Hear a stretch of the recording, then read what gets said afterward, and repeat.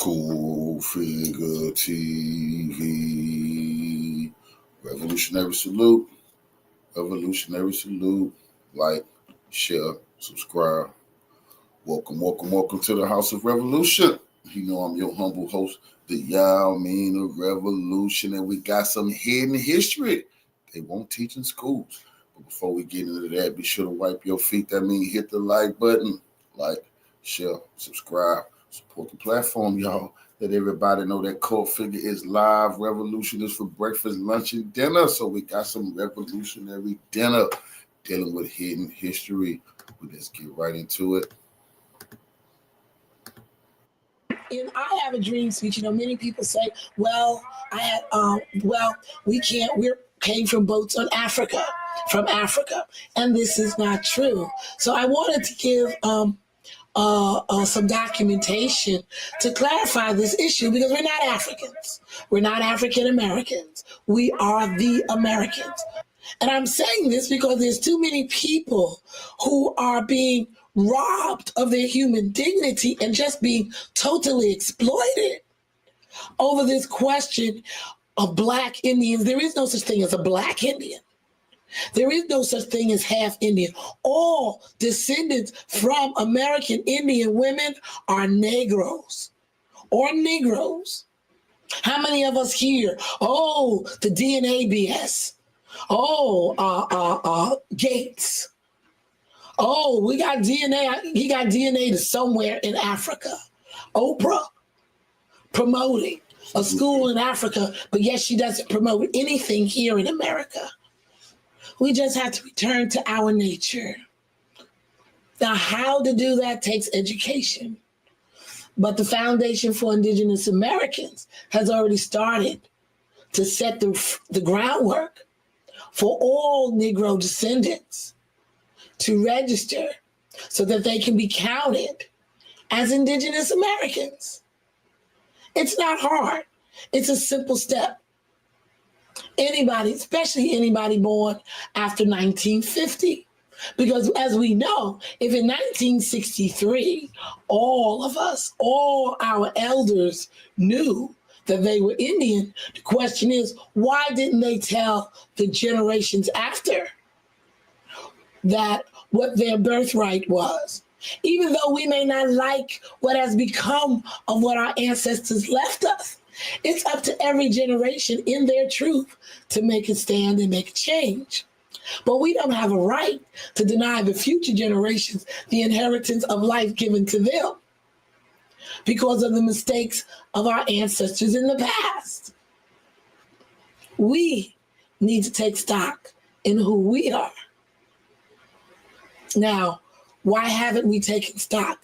Because we haven't taken a moment as a people to understand why we are being oppressed. Oppression always goes down. But I think now that we're in the belly of the beast, it's time for us to understand our story. And the greatest legacy we have is our heritage. All Black American people are the American Indians, period. And the racial identity of all Indians is brown skin with beautiful curly hair from every level of wavy to the curliest of curl, from the lightest of cream to the bluest of black, to the broadest of nose and the fullest of lips, to the Asian iconic eyes. That is who we are. That is our ethnicity. And as you see, you look at this beautiful sister. She's 10,000 years old, found right here in America. All right?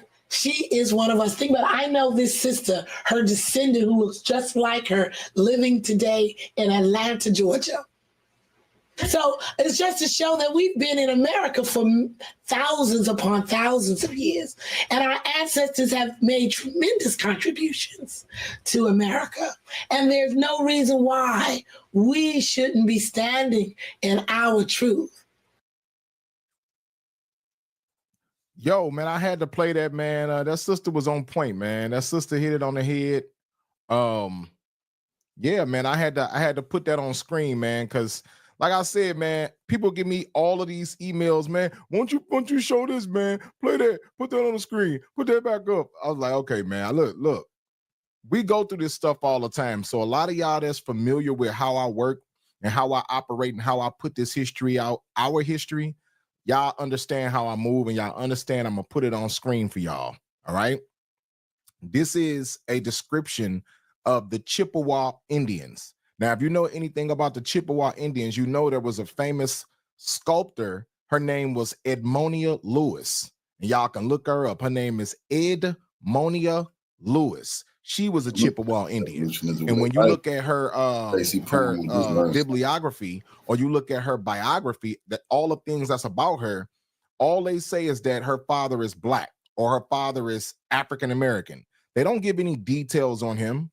So we already know what they did with the American Indian as far as reclassification. They was reclassified as Black, African American, colored, Negro. So as far as I'm concerned, Edmonia Lewis is a full-blooded Chippewa.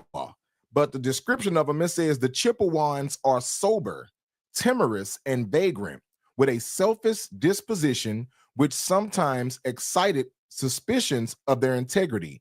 Their stature had nothing remarkable in it, but though they are seldom corpulent, they are sometimes robust. Their complexion swarthy, features coarse, hair lank, but not always of a dingy black. You see that? It said they were swarthy. Swarthy was a term back then in the 16 and 1700s that they used to refer to Negro people or black-skinned people. So when it said they are swarthy, their complexion is swarthy, it's saying these were Black people, these Chippewa Indians. That's why I brought up Edmonia Lewis, who you can go look up Edmonia Lewis right now, and you're going to see she looked like a straight-up Negro. All right, you can go look her up right now today. All right. So that's just to show y'all I ain't making nothing up. And that book is called Traits of Indian Character as Generally Applicable to the Aborigines. And I'll put that in the chat so you guys can get it. Here you go. I'll put that in the chat so you guys can get that book if you want to go pick it up. Also, these books are going to be on my website because my original website is back up.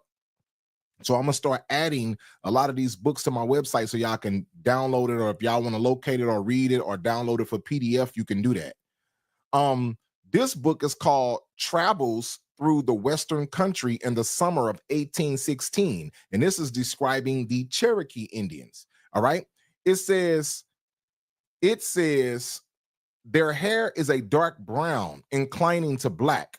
It says, at Fort Harrison, we saw Indians of a dark olive color. They're describing the Cherokee. They say the Cherokees was a dark olive color. Now, the problem I have with this olive that they see, this is the play on words that they try to use, right? Because if they say dark olive, we know olive is only two colors. Is either green or black. Which color are you? And I'm sure they didn't look like no aliens or whatever it is. They wasn't green. I haven't seen a green person ever in my life in history. And I've seen all different types of races and ethnicities. I've never seen a person that's green. So it said it was a dark olive color. Olives are either green or black, bro. Which one is it? So they was dark-skinned people. Very, very dark-skinned people. It's clear. Now watch what it says at the bottom. This is the crazy thing that people don't pay attention to if they've ever read this book. It says, and M. Burbick says their complexion is varies, some dark and others not so swarthy as myself, because this is a Cherokee that's speaking. He said, but I saw none of the copper color I had imagined to be their universal distinctive character. You see that?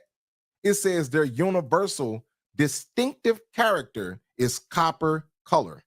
Now, we know where the copper color came from, right? That came from the 1828 Webster's Dictionary, right? And when they give you that definition of copper, what most people do is they go get a penny. They go get a penny like this. You know, this was made when? This was 2005. So they go get a penny like this and say, see, oh, well, I dropped it. But you know what I'm trying to say. They get one of the newer pennies and say, well, see, look, this is copper color, brother. Copper color is kind of like goldish. You know, it's not really dark skin, but you have to go look up a 1828 copper coin. Go to Google sometime and type in 1828 copper coin. It's gonna be jet black. It's gonna be very, very, very, very dark. So I can understand why they saying these Cherokees were dark-skinned Indians. All right.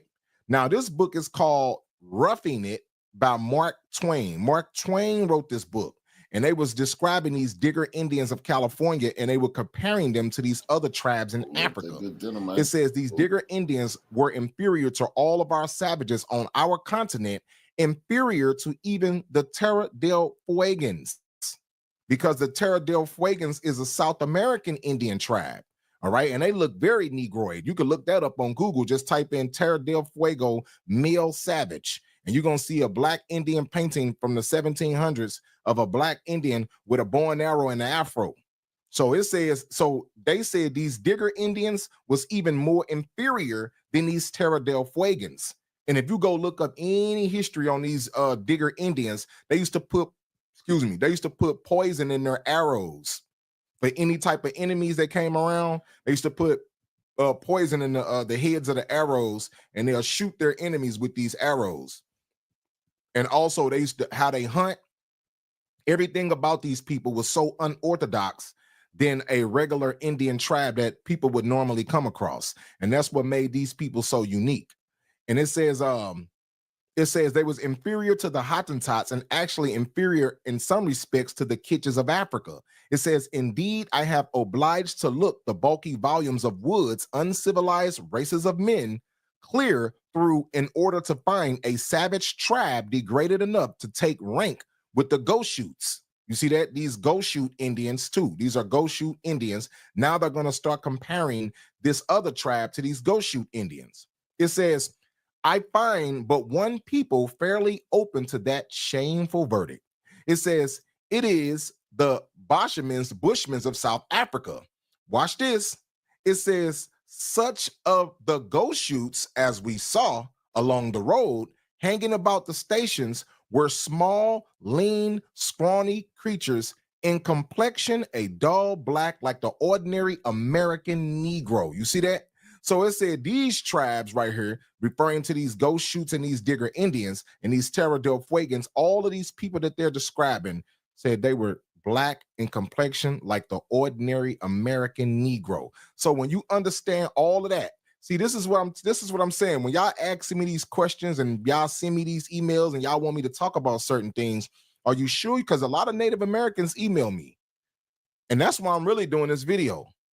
Because y'all want me to explain this stuff to y'all. This stuff is very simple. I feel like I don't have to keep saying the same thing over and over and over, which I feel like I'm putting up new books all the time. So I feel like this is very simple to understand. I feel like a lot of people just don't want to accept the truth for what it is. The truth is all black people in America that you call African Americans or Black Americans or Negro, we do not all come from Africa. It is what it is, and you have to understand that. And that's just, I don't care, because we already know that a lot of people got reclassified. A lot of people got reclassified as other races, mulatto, colored, and that's another thing I'm going to touch on too. This is the Encyclopedia Chambers, Volume 2. This was published in 1738. Okay, this encyclopedia was published in 1738. This is Encyclopedia Chambers, Volume 2. All right. You see where it says mulatto, right? It says mulatto. It says a name given in the Indies to those who are begotten by a Negro man on an Indian woman, or an Indian man on a Negro woman. You see that? That's what the term mulatto stood for, not for somebody who was black and white. The black and white term for mulatto came later. That came later in the the late 1900s. Or no, let me say early 1900s. So that's where that term came from at that time. Before that, it didn't mean that. Before that, mulatto was a term that meant you were Indian. You understand? So don't try to make it seem like, mulatto means black and white. No, mulatto means you are indigenous. All right? Understand that. Okay? I just want y'all to understand that. And if this is your first time watching, make sure y'all hit that subscribe button, y'all. Share this video on your page. Get the likes up. Also, make sure you guys turn on your notifications so you don't miss another live video. You have to turn on notifications, ladies and gentlemen. A lot of people have been hitting me up saying they're missing my lives and missing my uploads. You have to go turn on notifications. Don't just subscribe, turn on the notifications, hit the bell button, all right?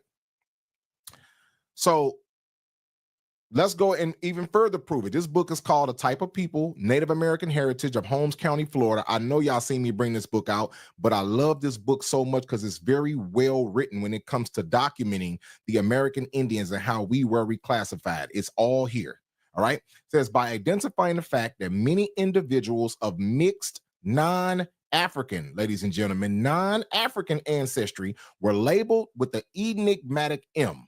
Hochschild and Powell joined a host of well-respected academia who specifically recognized the early use of mulatto to merely designate the mixed nature of the individual to further illustrate the diabolical systemic use of the M label. The diabolical systemic use of the M label to disenfranchise American Indians in the southern states. So they saying that the mulatto term was used to strip the identity from the American Indians. They're telling you plain and simple. So all of y'all that go on your records and you see mulatto, we don't even have to discuss who you are because it's already there. They're telling you that you're Indian. They're telling you right there. As soon as you see mulatto, you know something is up, because that's how they strip the heritage from the American Indians. They use mulatto to do it. They're telling you. That's why I'm just letting y'all know, you know what I'm saying? So y'all can understand. It says, in viewing the historic records included in this compilation, one should not assume upon finding an ancestor marked as mulatto or even black on the census that this individual actually had Negro ancestry. You see that? So they said if you see mulatto or black, that does not mean that person has Negro ancestry. Why? Because American Indians were categorized as mulatto and black. Okay? And I have to show y'all in another video. I didn't want to make this video too long, but I just want to get to the point. It says the federal censuses of the 1800s and early 1900s are replete with examples of persons appearing as mulatto, black, or Negro who actually had no African ancestry. They actually had no African ancestry, even though they were classified as mulatto, black, and Negro. So what does that tell you? That tells you that the top statement that he made at first about being disenfranchised in the American Indians was on point. That was a true statement because they used the American Indians, the mulatto, to strip their identity, and they also use these titles, mulatto, black, and Negro. So when you see these titles, it should already raise a red flag. You should be like, oh, yep, something going on.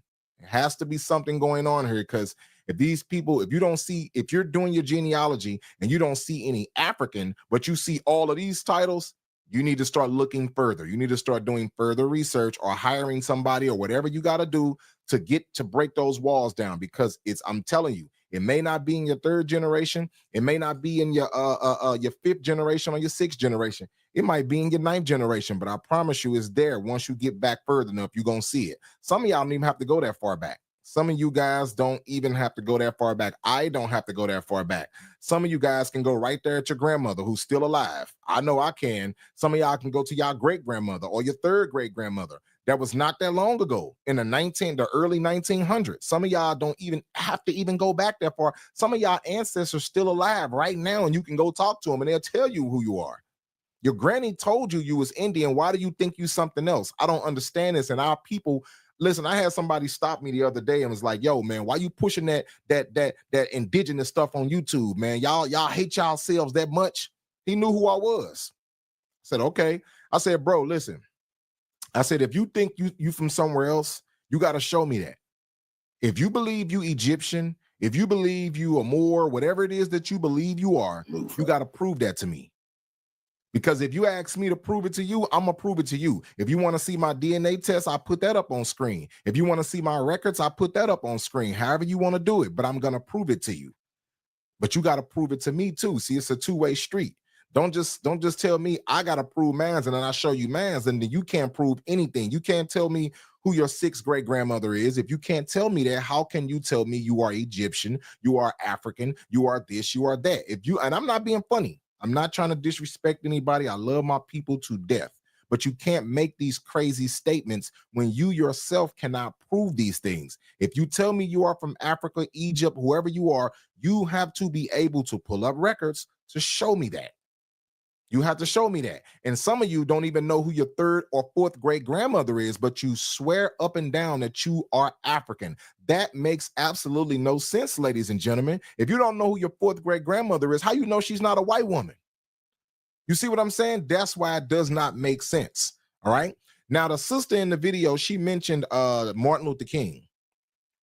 Martin Luther King's wife, Coretta Scott King, wrote a book called The Life and Bibliography of Coretta Scott King.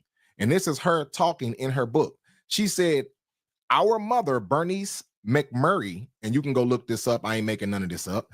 She said, our mother, Bernice McMurray, was the youngest child in a family of 8 children, a picture book image of a farmer's daughter. She had large bones and heavy limbs. She had high cheekbones and a light but flushed complexion that reflected her father's Irish and Indian heritage. You see that? Coretta Scott King was American Indian.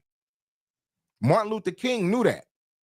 That's why Martin Luther King said we were being exiled in our own land. That was the purpose he was making that speech, is because Martin Luther King, towards the end of his life, he started to wake up. He started to realize who we were. And that's when all these atrocities, quote unquote, I'm not going to get into that because then that'll be a whole nother video. But that's when things started to happen, I'll say. When Martin Luther King started waking up, that's when, certain things started happening around him. But even her, she knows that she's American Indian.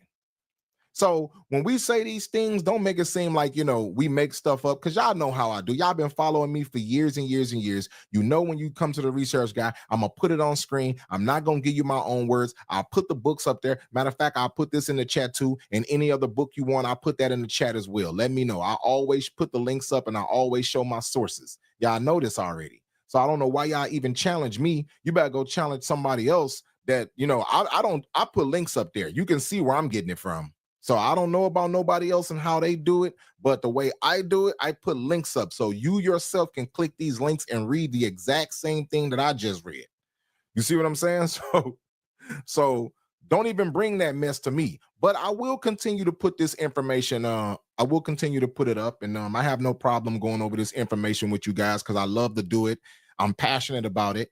And I have no problem proving this information, especially on my end or anybody else's that I'm working with, or any history that you think I may just be, messing around, or I'm trying to manipulate or whatever it is. You can even go to my website at theresearchguy.com. I have books there for you to download, and you can go over these books. You can go over the history. It's all there. I don't hide anything. It's all there. So don't just understand, when I put out history, I'm gonna put it on screen. You're gonna be able to see it. All the people that's in this chat right now, if you look at the people in this chat, some of these people have been here forever with me. They're gonna tell you, hey, this dude, if he tells you something, he gonna put it on screen. They're gonna tell you that. Like they can attest to that. They can tell you this dude gonna put it on screen. He's not gonna play around with you. This is what it is. All right. All of y'all in the chat right now, if you're in the chat and you are from a tribe, drop your tribe in the chat. Where y'all from? What tribe y'all from? I need to see some of my people in here, man. Where the Mississippi Choctaw Indians at? Dark reddish brown skin. Okay. Sister Kadima Israel. I see her and her a lot. She family. Terry Pressberry. How you doing, brother? He family. Steve Oliver Mack. He family. These is people. That's why they got these people been here forever. Dark Chief 305. He family. What's happening? These people been here forever. Every time I look up, Alonzo Dunn, how you doing, brother? He family right there. These is all family right here. These people been here forever. Every time I go live, they in the chat. Some of these people been here for years and years. I'm talking about we coming from back when it was Twitter, when they had the old Twitter. Some of these people came from there. All right. Okay, we got Choctaw. All right, Thomas. Thomas Ridgewell, how you doing, brother? How you doing, man? Okay, we got Blackfoot, Comanche, Cherokee, Choctaw, Muskogee, Wampanoag. Ooh, my Wampanoag, and I got some on them too. I'm gonna do something about them too, them Wampanoags. Cherokee, Chickasaw. All right, man. I appreciate y'all for tapping in right now too, man. Make sure y'all get them likes up too. Get the likes up, share this on your page. Make sure y'all got those notifications turned on, y'all, so y'all don't miss another video. Yeah, man. Listen, we gonna rock out. Listen, I got some more. Listen, I just bought a whole slew of books on indigenous. Well, matter of fact, you know what? You know what? I'm gonna have to show y'all next time, man. I'm gonna have to go. I bought a atlas. I'm not gonna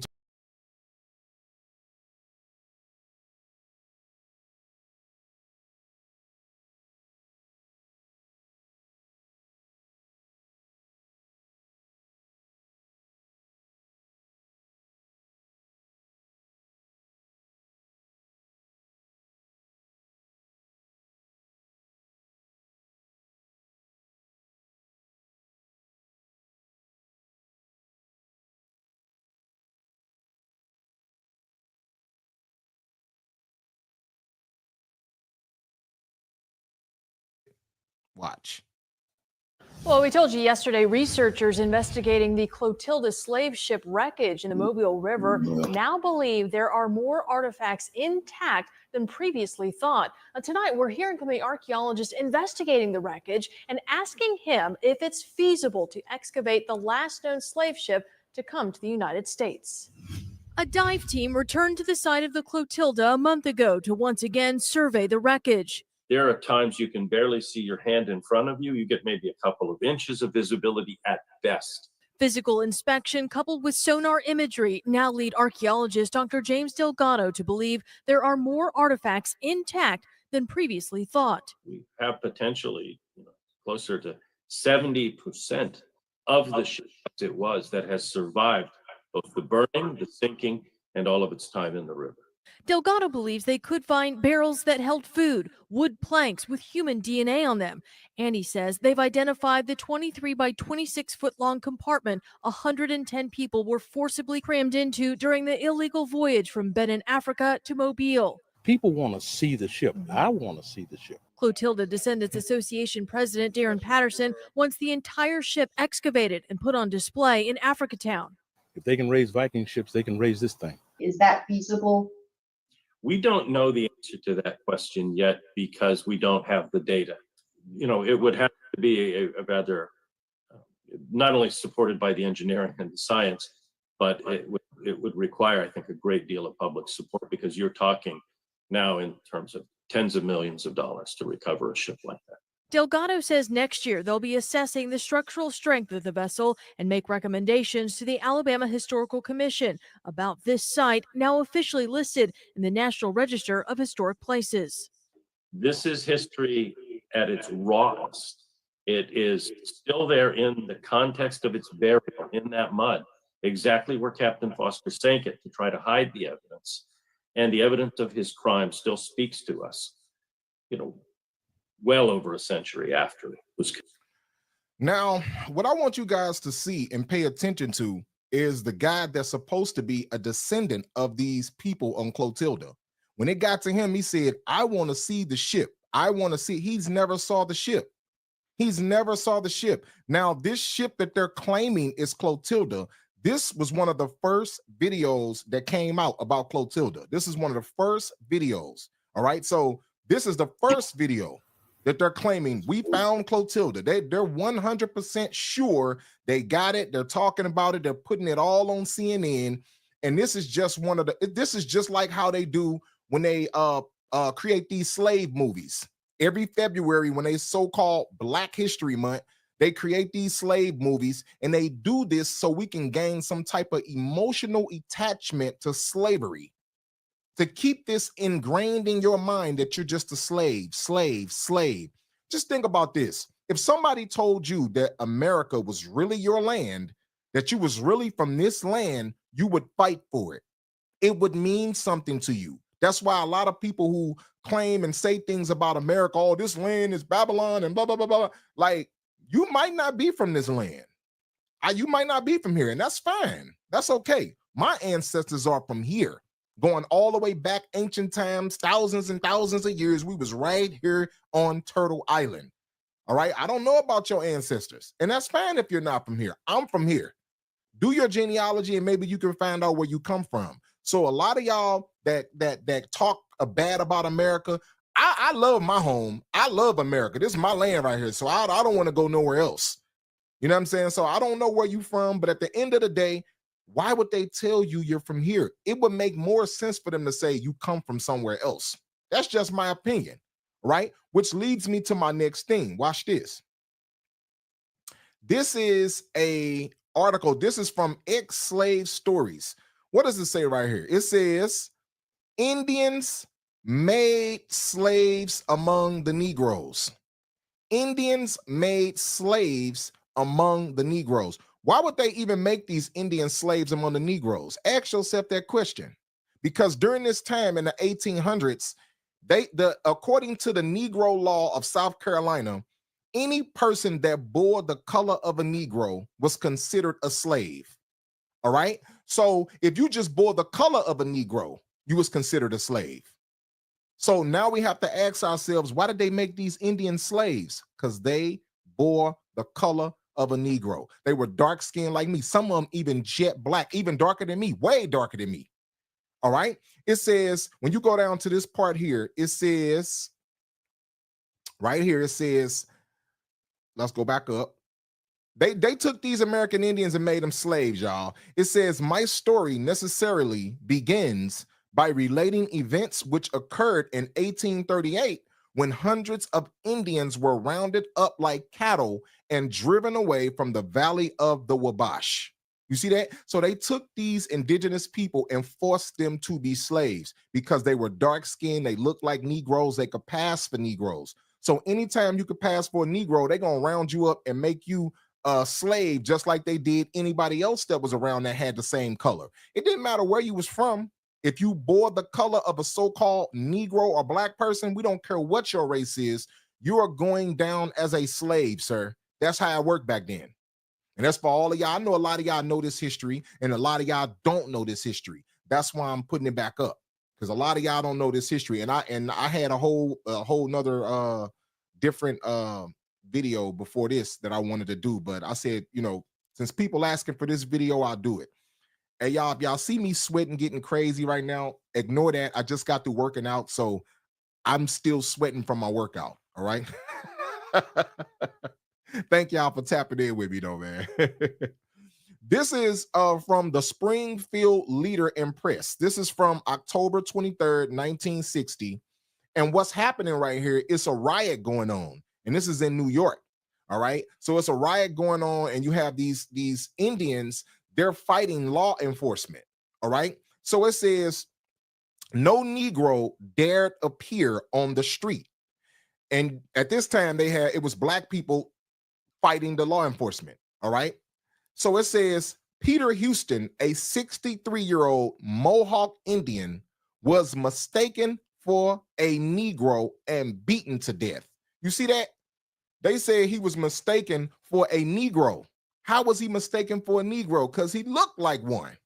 The Mohawk Indians looked like Negroes, so-called black people. So that's how they were able to mistake him for a Negro. You can't, there's no way you're going to put a Native American next to a so-called African American and mistake these two. It's impossible.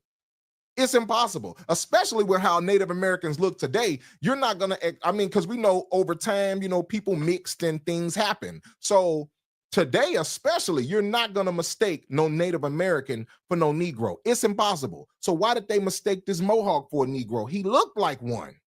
That's how the original Mohawks looked like Negroes. So they say, dang, this dude is a Negro, and they beat him to death. Watch this.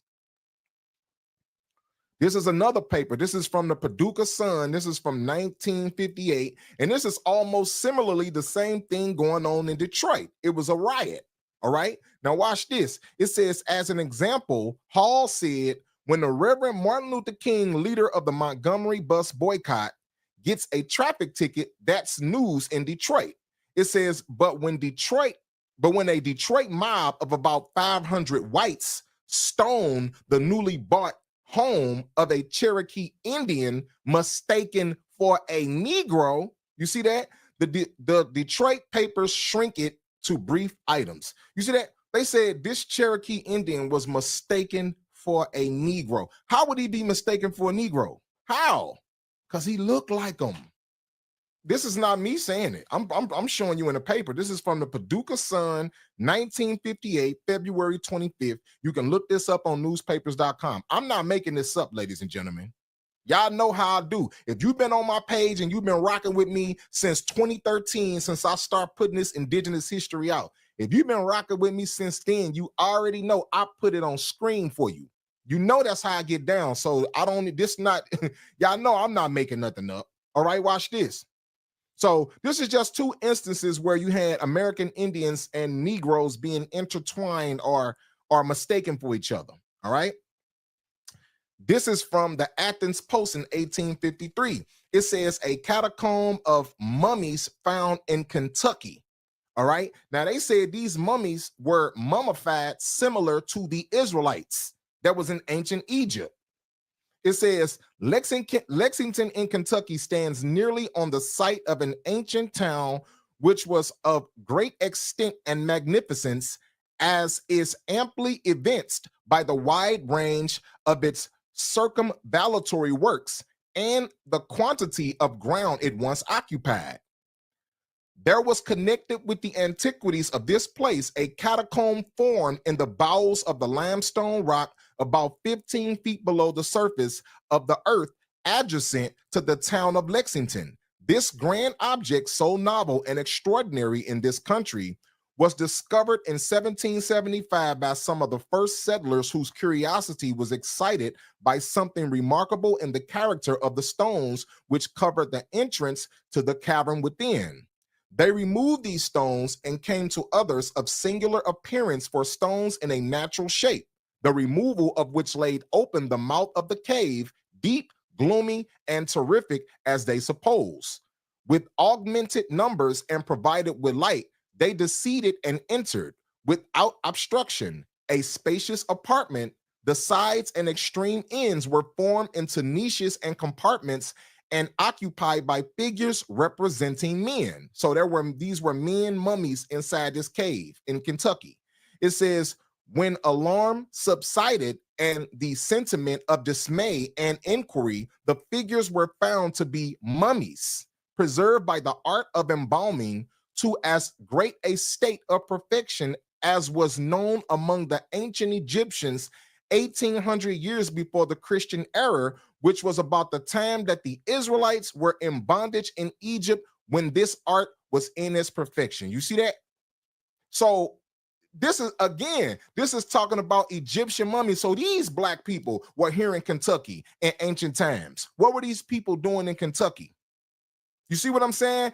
So my thing is this: when we bring out all of this history and we talk about this stuff, how come CNN and all these other websites that's so quick to push slave, Clotilda, slave, you a slave, 12 years a slave? Why they don't put this stuff out? Why don't you ever hear about this stuff on the mainstream news? Because they want to keep our people emotionally attached to slavery. Period. That's what it is. They have to keep our people emotionally attached to this slave thing. I told y'all if it makes so much sense for them to say you're from Africa and not say you're from here, because you're not going to fight for here. If somebody walked up to you and said, you know what, I want your house. You worked your butt off to take care of this house, and somebody came up and said, I want your house, man. Matter of fact, I want your house, and I'm going to walk inside your door. I'm walking inside your house, and I'm going to just start grabbing your stuff and throwing it outside. What you going to do? You know it's your land. You know you're going to either do something to him or you're going to call the police. 9 times out of 10, you're going to do something to him. So it's the same way we're here in America. If you know you came from here, you're going to fight for it. This is what we keep telling y'all over and over. So all of y'all naysayers that say, oh, y'all just trying to be culture vultures and blah, blah, blah, blah, blah. Even though we got genealogy to prove where we come from, we can show records. We can pull it up on screen. I'll show you man's on screen. I ain't like these other indigenous dudes who be on YouTube pushing his history. And they scared to show their genealogy. I'll put man on screen because I can prove without a shadow of a doubt where I come from. Man's is solidified and firmly cemented. You can't argue and debate with me about my lineage. It's firmly cemented. So my thing is, what I'm saying is all this extra stuff that people be doing and talking and saying, listen, bro, when we bring this stuff out, we know what we talking about. Trust me, we know what we talking about. Watch this. This is one of I brought this out before. I was the first one to expose Clotilda.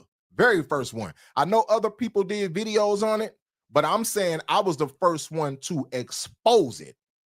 I was the first one to expose it. I know other people did it before me, but they didn't expose it. They just talked about it. I exposed it and broke it down like I'm finna do now. As you see, this is Matilda McCreer. This is supposed to be one of the last known survivors of Clotilda. Where does it say this lady born at? 1857 in West Africa. You can see that on screen, right? Right here, 1857, West Africa. And it says she died in 1940 in Selma, Alabama, right? When you come to CNN, what does it say about this woman? And just so you know, we talking about Matilda Creer. Here she go, right here, right? So what does it say right here? It says a woman who was taken from Africa when she was 2 years old has been identified as the last known survivor of the transatlantic slave trade. Mind you, it says she was born in West Africa in 1857, and it says she was taken from there when she was 2 years old. Let me show you the problem with that, all right? Watch this. Even when you go to nationalgeographic.com, they even have her lineage laid out. Look, they got all the people she related to. Look, they got her. They got all the descendants of her. These are all her family right here. They got it all laid out. These are the people that they're telling, you know, y'all Yoruba, y'all came from West Africa, blah, blah, blah. They're telling them all these lies.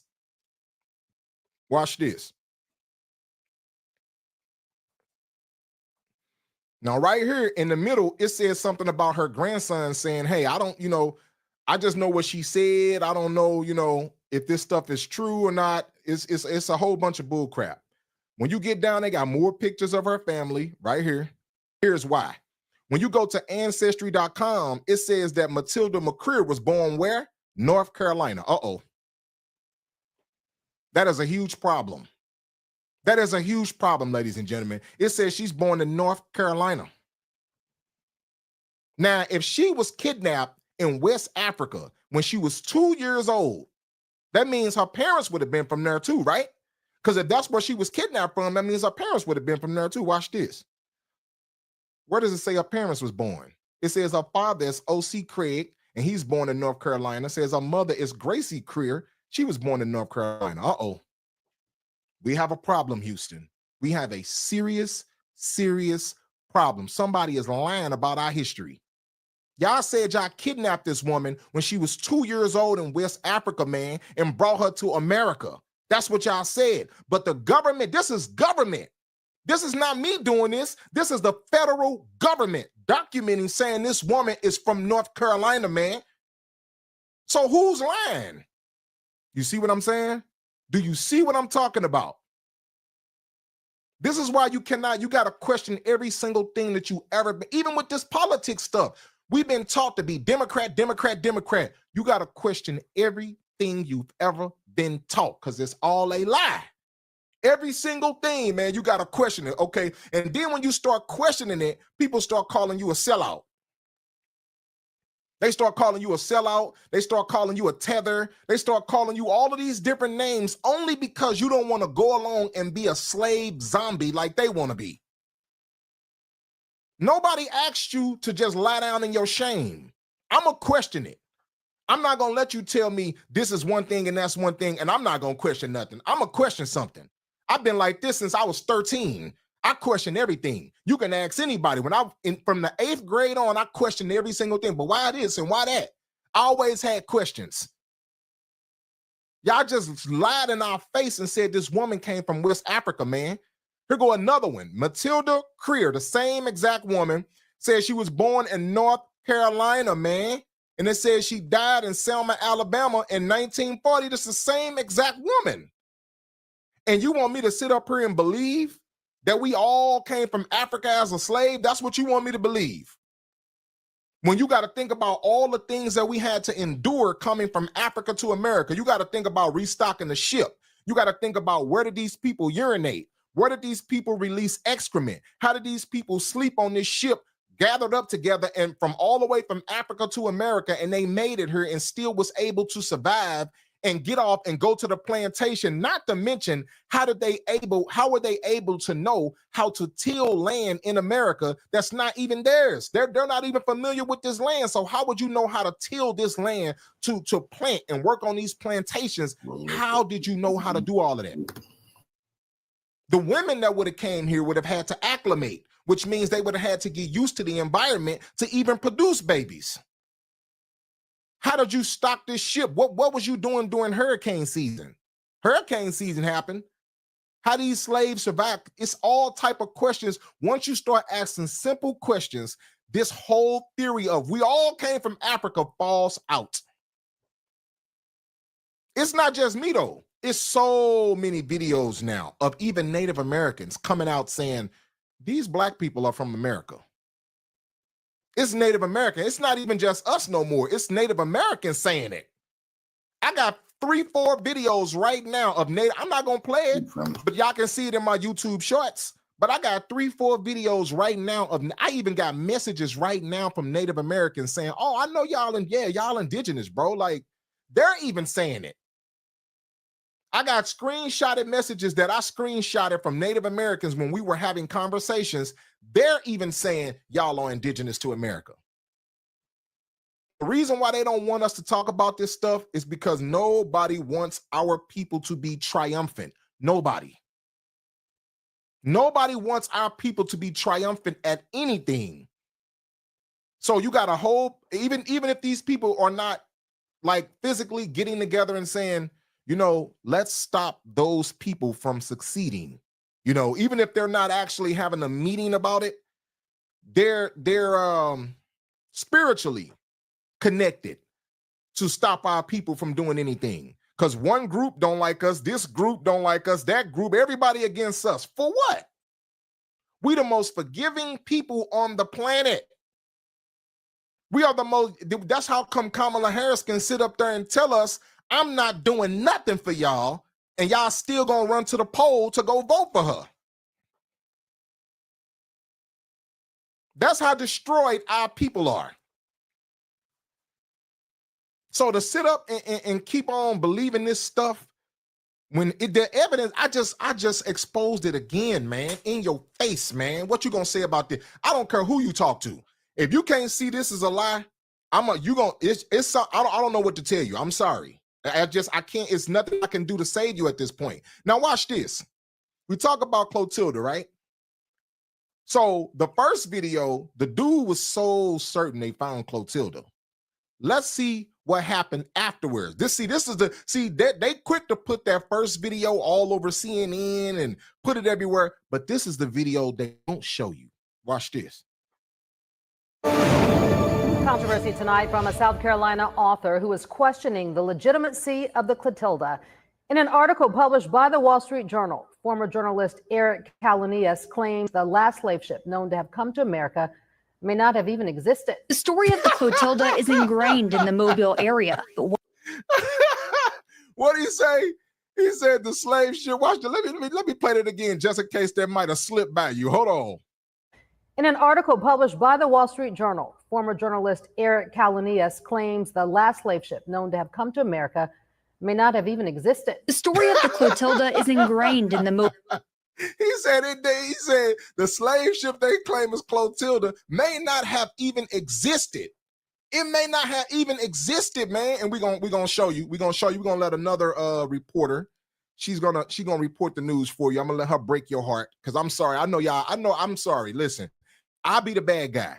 You can just come and just, you want to talk about the research guy, I'll be the bad guy. I'm not trying to make fun of nobody's pain because we all went through atrocities. Let's be real. Our sisters and our brothers, we all went through the same thing. We are brothers and sisters, man. Regardless of how you feel about it, We all went through this, man. So we all experienced certain levels of trauma.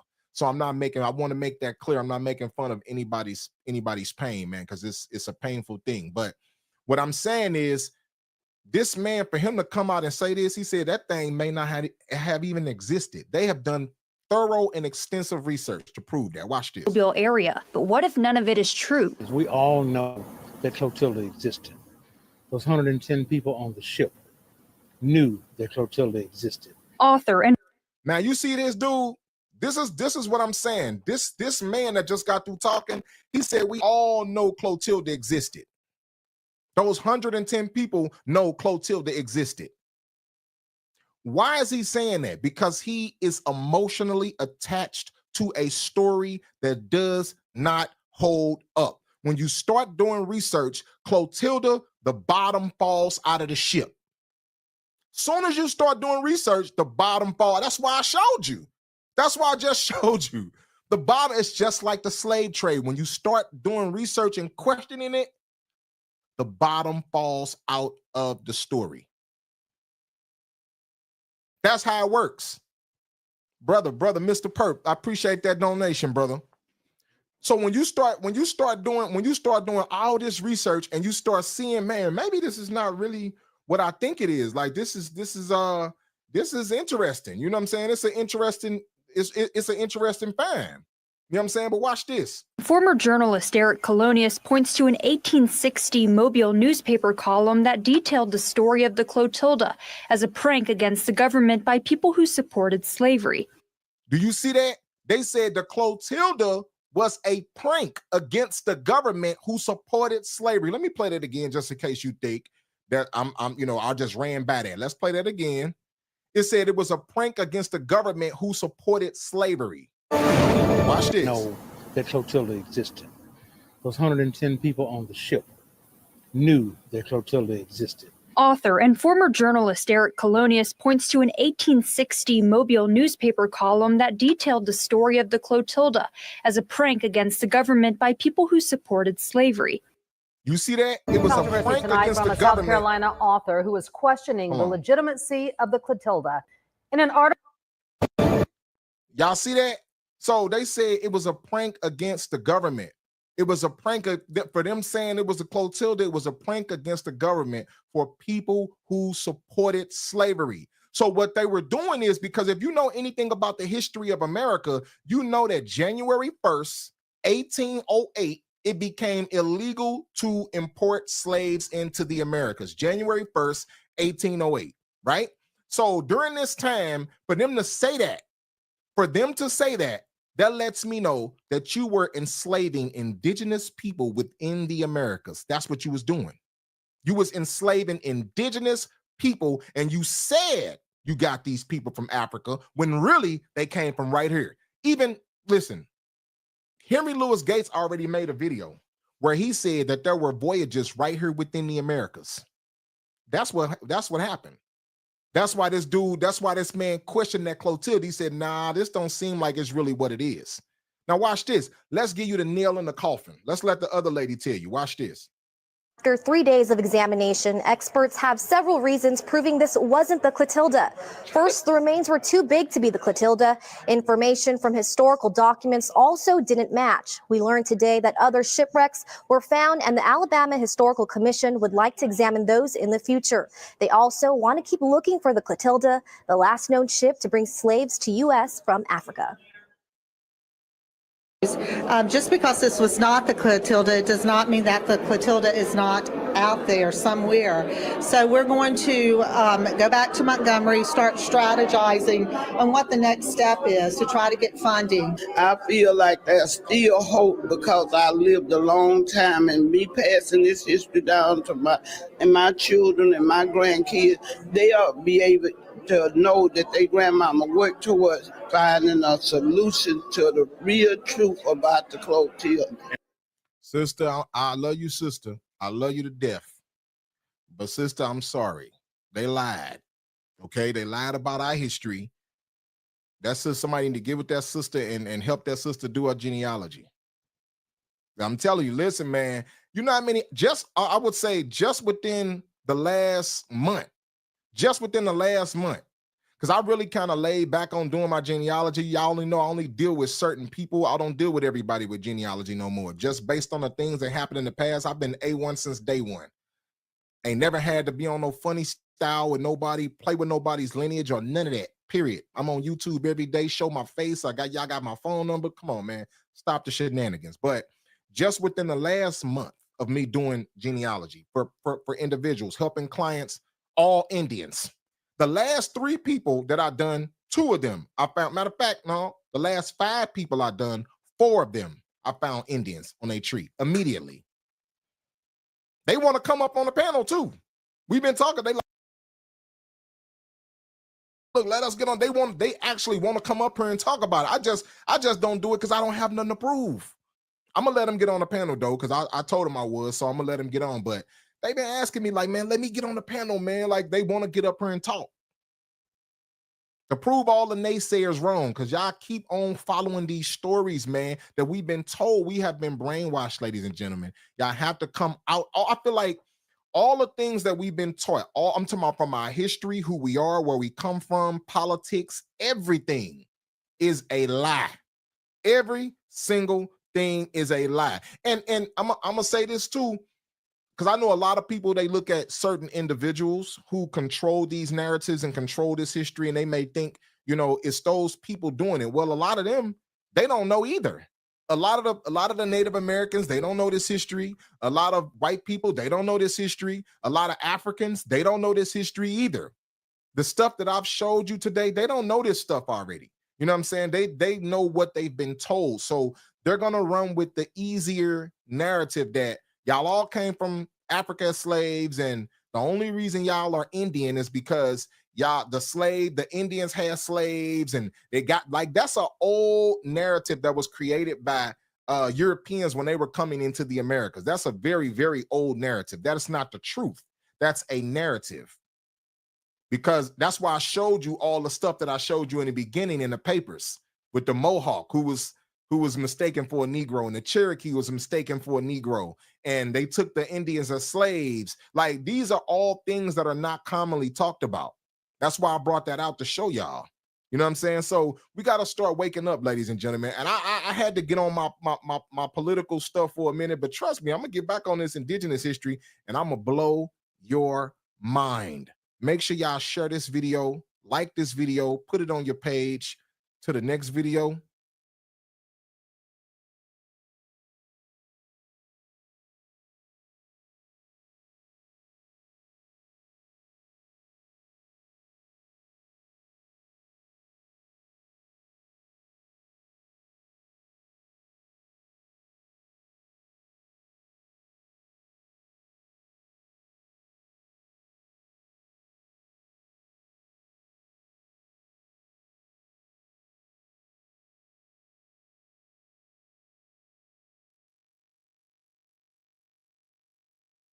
Who are the ancestors of African Americans? Well, most African Americans believe that the majority of their DNA has roots in Africa, while the remaining has roots in Native American tribes and Europe. This is often backed by genetic studies that reveal that African Americans have 73.2% African DNA, 24% European DNA, and 0.8% Native American DNA. This makes everyone believe that they are majorly descendants of Black slaves. But what if we tell you that it's wrong? You have been intentionally told so. In fact, studies reveal that about 98% of African Americans have Native American roots. So, why were you lied to, and what do they want to hide? Let's find that out in this video. The Black History Archives. You would have never heard that tens of millions of native Black Americans, or rather Indians, used to live before Christopher Columbus came to America. However, immediately after 1492, all of them disappeared. But where did they all go? Well, many were shipped to Europe and Africa as Indian slaves. That's when we realized that the story we have been taught about the slave trade is actually backward. Instead of a massive influx of Africans to America, Black Indians were transported from America to Europe. From there, they were sent from Spain to Africa as commodities in exchange for African resources. These Black Indians, now mistakenly identified as African American, were later shipped back to America and labeled as African slaves. This crucial part of our history is often neglected in school curriculums. Every European nation that colonized North America exploited Indian slaves for construction, plantations, and mining. These slaves were frequently sent to outposts in the Caribbean and Europe. Historical records, particularly those from South Carolina, the original English colony of Carolina established in 1670, provide the most authentic documentation of this practice. Between 1650 and 1730, it's estimated that at least 50,000 Indians, possibly more, were exported by the English to their Caribbean outposts. Many shipments were concealed to avoid paying government tariffs and taxes. Between 1670 and 1717, more Indians were exported than Africans were imported. Entire tribes in the southern coastal regions were decimated by slavery more than by disease or war. A law passed in 1704 conscripted Indian slaves to fight in colonial wars long before the American Revolution. Indians found themselves caught in the colonial powers' strategies for economic control. The fur trade in the Northeast, the English plantation system in the South, and the Spanish mission system in Florida all caused major disruptions to Indian communities. Displaced Indians from the fur trade in the North migrated south. Plantation owners armed them to hunt slaves living in Spanish mission communities. The French, English, and Spanish manipulated the slave trade to their advantage. They negotiated the freedom of slaves in exchange for peace, friendship, and military alliances. For instance, the British established ties with the Chickasaw in Georgia, who were surrounded by enemies. The Chickasaw conducted extensive slave raids in the lower Mississippi Valley, selling the slaves to the English to reduce Indian populations and prevent the French from arming them. Ironically, the English saw this as a more effective method of so-called civilizing them compared to the French missionaries' efforts. The Indian slave trade stretched from New Mexico, which was then Spanish territory, all the way north to the Great Lakes. Historians believe that every tribe in this vast region was involved in the slave trade, either as captives or traders. Slavery was a key part of the strategy to depopulate the land and make room for European settlers. Here's a reminder to please support us so we can make more videos for you by subscribing to our channel and giving the video a like. We want to build a strong community, and we need your support. Let's continue now. As early as 1636, after the Pequot War in which 300 Pequots were massacred, the surviving Pequots were sold into slavery and sent to Bermuda.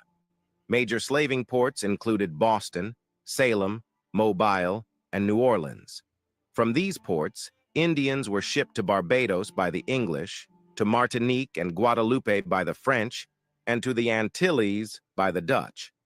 Indian slaves were also sent to the Bahamas, often called breaking grounds, from where they might be transported back to New York or Antigua. Historical records show that Indians were seen as poor slaves. When not shipped far from their home territories, they easily escaped and found refuge with other Indian communities. They also died in high numbers during transatlantic journeys and succumbed to European diseases. By 1676, Barbados had banned Indian slavery, citing their too bloody and dangerous an inclination to remain here. But how does it prove that most Black people in America are descendants of native Black Indian people? Well, as the Indian slave trade was replaced by the African slave trade by the late 1700s, Native American women began to intermarry with imported Africans. This produced mixed-race offspring whose native identities became obscured over time. The colonial project aimed to erase the presence of Indians, and these mixed-race individuals were labeled as colored people through bureaucratic changes in public records. In places like Virginia, even when individuals were recorded as Indians on birth or death certificates or other public records, these records were often changed to colored. Census takers, determining a person's race by their appearance, frequently recorded mixed-race individuals as simply Black, not Indian. As a result, today there is a population of Native American heritage, particularly in the Northeast, who are not recognized by society at large. What's more, this suggests that Native Black Indians and Black Americans of today are the same. They share similar circumstances with the freedmen of the Cherokee and other 5 civilized tribes, as documented on the Dawes Roll cards by the United States Dawes Roll Administration. Interestingly, in early September 2015, Native American Indian tribes were awarded nearly $1 billion in a historic settlement. A total of 645 Native American tribes won settlements against the U.S. Department of Justice, amounting to $940 million. The U.S. government was fearful that more Native Indians, also known as colored, Negro, Black, or simply left blank on their birth certificates, would discover their true history and heritage. This discovery could potentially force the government to grant them reparations and land. To avoid this, the U.S. quietly declared a deadline of December 31, 2014, for these individuals to make land claims and identity claims. Even though the deadline has passed, thousands of Native Indians are still winning settlements through the U.S. Supreme Court and, more commonly, through the United Nations courts. But the question is, where did those Black Indian Americans come from?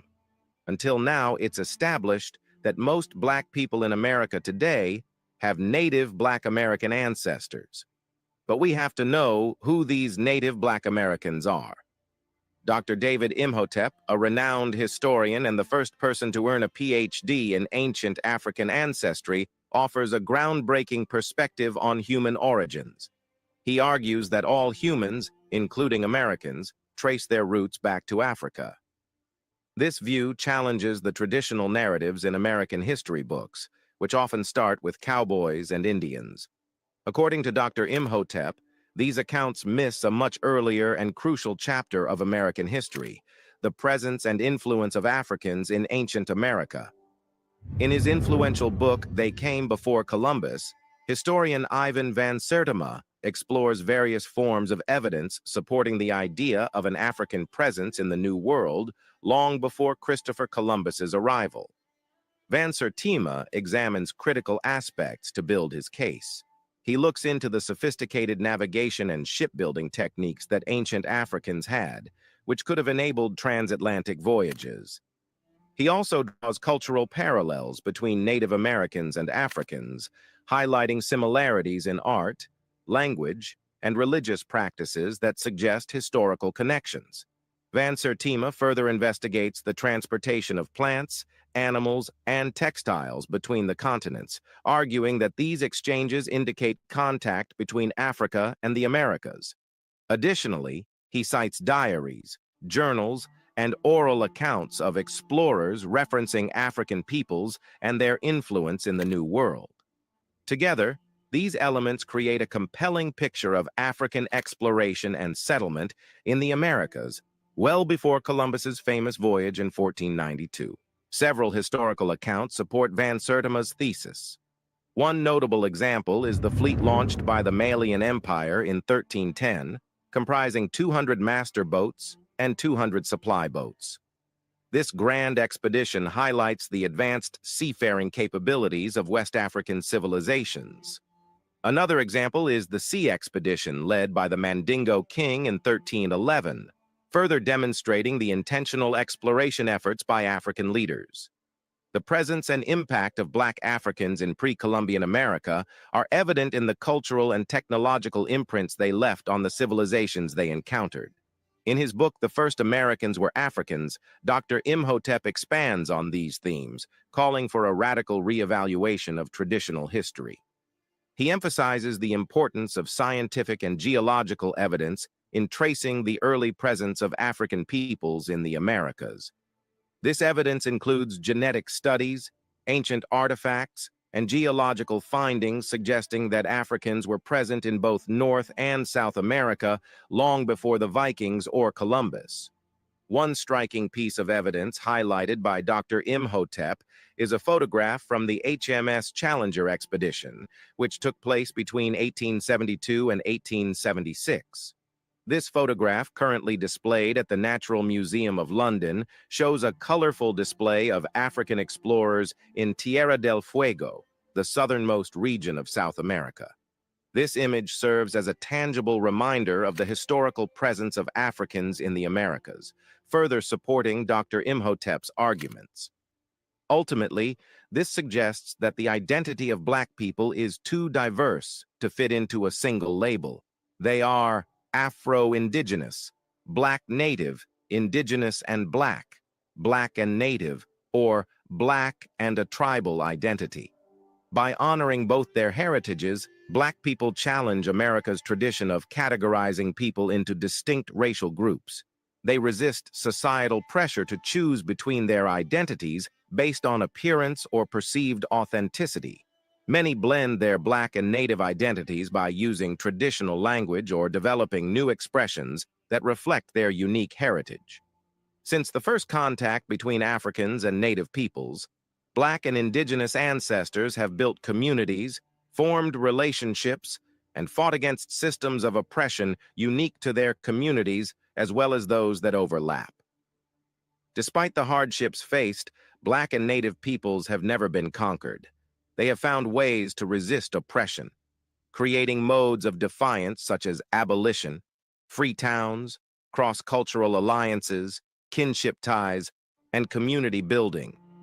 They have pushed for freedom individually and in solidarity, birthing enduring movements of resistance. What do you think? Are Black Americans descendants of Black African slaves or Native?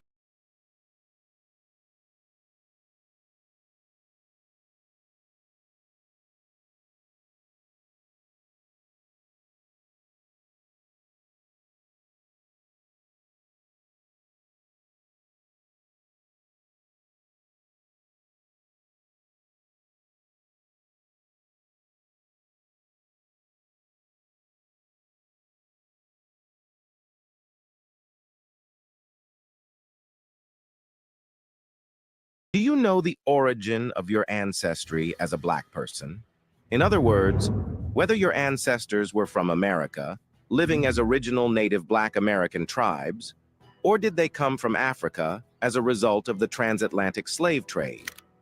Today, Black Americans are confused, and the government record prevailing system has left no stone unturned to ensure the confusion remains forever. If you ask your parents or grandparents, you might be told they are original Native Americans.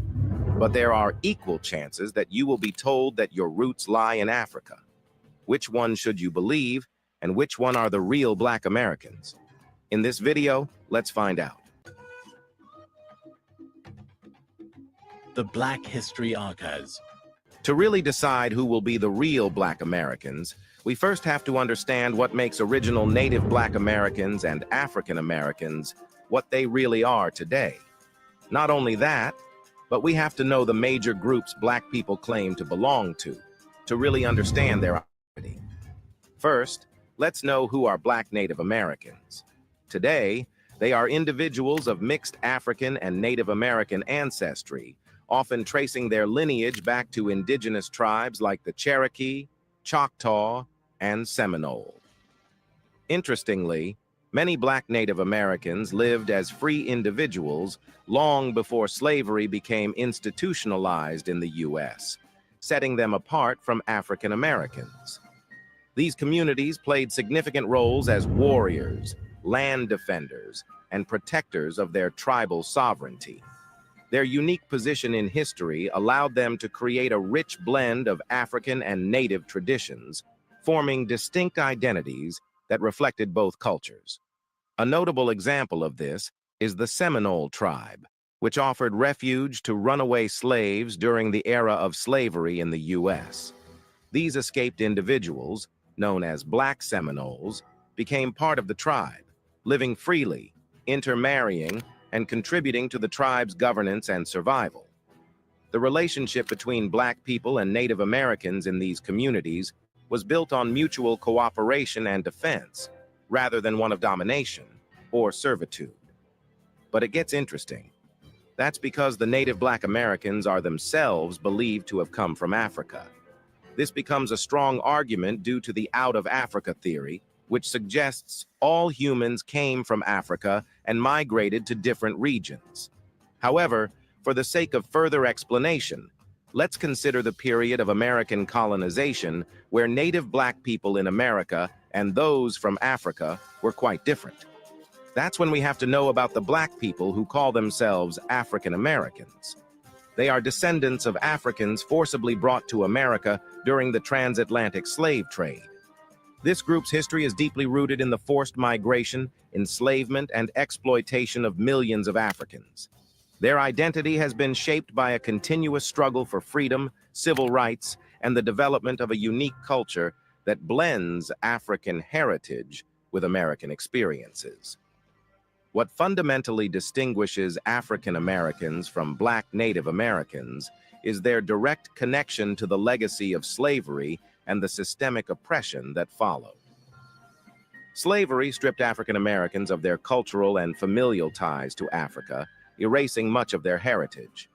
Therefore, the term African American was adopted by Black communities to acknowledge both their American identity and their African roots, as highlighted by scholars. This label became a way to embrace their cultural heritage while also recognizing their complex history in the U.S. However, the landscape of Black identity in America has evolved, especially since the 1960s. Immigration has brought a growing number of Black people from Africa, the Caribbean, and Europe, who may not necessarily identify as African American. These first and second generation immigrants often maintain strong connections to their cultural heritage, such as being Jamaican or Nigerian, but also align with the broader Black experience in America. Darian LaBeach, a Jamaican-born Black man raised in the U.S., exemplifies this complexity. He describes his identity as fluid, with his Blackness being the constant thread that ties together the different aspects of who he is. For many, the term Black is more inclusive and recognizes the global diversity of the Black diaspora. However, to understand the difference between the two groups further, we have to look at their cultures. Black Native Americans have a unique and rich cultural heritage that is deeply rooted in their tribal origins. Unlike African Americans, whose identity has evolved through a blend of African and American influences, Black Native Americans have preserved many of their indigenous customs, languages, and religious practices. These traditions, which have been passed down through generations, set them apart from African traditions and reflect the long-standing history of Native American life in North America. Here's a reminder to please support us so we can make more videos for you by subscribing to our channel and giving the video a like. We want to build a strong community, and we need your support. Let's continue now. In many Black Native American communities, tribal ceremonies, spiritual practices, and governance structures remain intact. For example, tribes like the Seminole, Cherokee, and Choctaw have long held rituals that honor the land, ancestors, and spiritual beings. Black members of these tribes have often participated in and led these ceremonies, merging their African roots with native customs. Food is another area where this cultural blend is apparent, with traditional indigenous ingredients like corn, beans, and squash being combined with African-inspired flavors and cooking techniques. Language is a key component in maintaining tribal identity among Black Native Americans. Many have preserved elements of their ancestral languages, passing them down through their families, which distinguishes them from African Americans whose languages were largely erased during slavery. Additionally, Black Native Americans often played important roles in tribal governance, making decisions about land use, trade, and diplomacy. Some even held spiritual leadership positions, serving as healers or religious figures, further solidifying their place within tribal communities. On the other hand, African Americans have developed a cultural identity shaped by survival, resilience, and the fight against systemic racism. Over centuries, African Americans have created a culture that draws from both African traditions and American experiences, leading to the birth of iconic elements like jazz, soul food, and African-inspired spiritual practices. African American culture is also deeply knotted with political activism, particularly in the fight for civil rights. The civil rights movement of the 20th century, led by figures like Martin Luther King Jr., Malcolm X, and Rosa Parks, was a defining moment in American history. This legacy of activism continues today with movements like Black Lives Matter, further connecting African American identity to the ongoing struggle for equality and justice. However, both Black Native Americans and African Americans do have a shared experience. Despite their different cultural backgrounds, both Black Native Americans and African Americans have faced systemic racism and exclusion throughout U.S. history. Black Native Americans, because of their African ancestry, were often marginalized within their own tribes and faced additional discrimination from the broader society. Laws and social norms frequently stripped Black Native Americans of their tribal identity, excluding them from land ownership and participation in tribal governance. This created a complex struggle where they were seen as outsiders by the white society. African Americans, meanwhile, faced the horrors of slavery and the brutal oppression of segregation. Even after emancipation, African Americans continued to experience systemic racism through Jim Crow laws, which enforced racial segregation and limited their access to education, housing, and voting rights. Both groups have had to endure being treated as second-class citizens, with their humanity often questioned solely because of their race. But something else happened, which further faded the line of difference between the two groups. The Great Migration, which occurred from the early 1900s to the 1970s, saw millions of African Americans leaving the rural South for urban areas in the North and West, driven by the search for better economic opportunities and an escape from the oppressive Jim Crow laws. This massive movement significantly contributed to the blending of identities between Black Native Americans and African Americans, as these communities often settled in the same neighborhoods, forging new social and cultural bonds. During this time, the line between Black Native Americans and African Americans began to blur. Many African Americans claimed indigenous ancestry through oral history or family connections, though proving these ties was often challenging due to the loss or destruction of records. The erasure of documents, particularly during the forced removal of native tribes and the period of slavery, made tracing one's lineage difficult.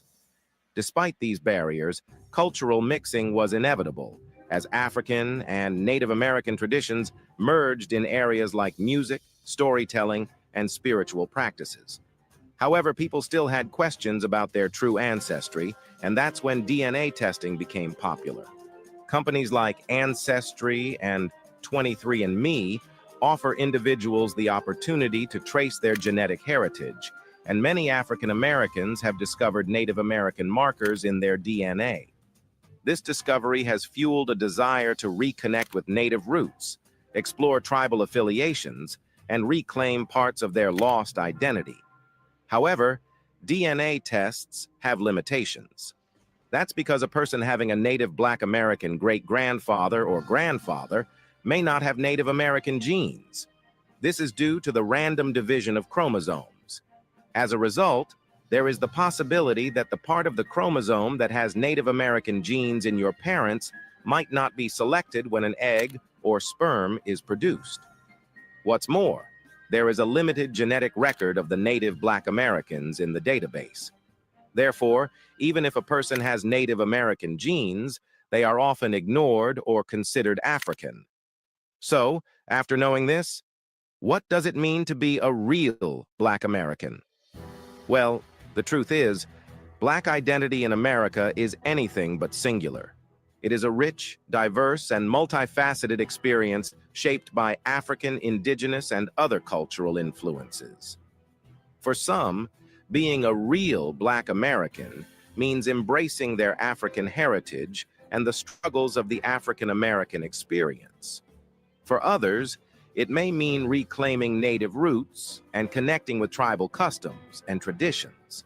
Therefore, the term real doesn't negate one experience over the other. Instead, it highlights the depth and complexity of Black American identity. Whether a person identifies more with their African lineage or their Native ancestry, both are valid paths. Black American identity is an ongoing journey of self-discovery, honoring both the resilience of African Americans and the cultural legacy of Black Native Americans.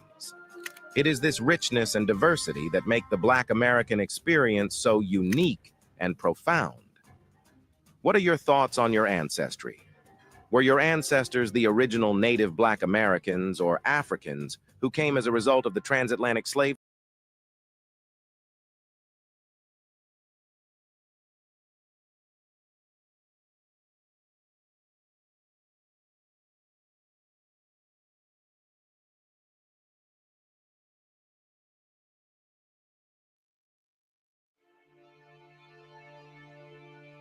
The story of the Black Seminoles is a story of resistance and survival. It is a tale that spans centuries and showcases the indomitable spirit of a people who refuse to be subjugated. Their journey is one of courage, resilience, and an unyielding quest for freedom. It begins in the 17th century, a time when the world was vastly different from what we know today. The southern colonies were expanding, and with them, the brutal institution of slavery. At that time, enslaved Africans escaped from plantations in the southern colonies. These brave souls risked everything, fleeing under the cover of night, navigating treacherous terrain, and evading relentless pursuers. They sought refuge in Spanish Florida, a land that promised a glimmer of hope. Unlike the English colonies, Spanish Florida offered a sanctuary, a place where the chains of slavery could be broken. Florida was a haven for those fleeing slavery. The Spanish authorities, eager to undermine the English, offered freedom to those who could make it to their territory. It was during this journey that many escaped Africans found their way to the Seminole people. The Seminoles, themselves a diverse group, were composed of various Native American tribes who had come together in Florida. Among them were remnants of indigenous Black tribes like the Yamasee, who had once fought their own great war with European colonists. Famed traveler William Bartram stated about the Yamasee that their women were known for their beauty and referred to as the daughters of the sun due to their dark skin complexion. All in all, it was these indigenous tribes who welcomed the Africans with open arms, recognizing the shared struggle against oppression and the potential for mutual benefit.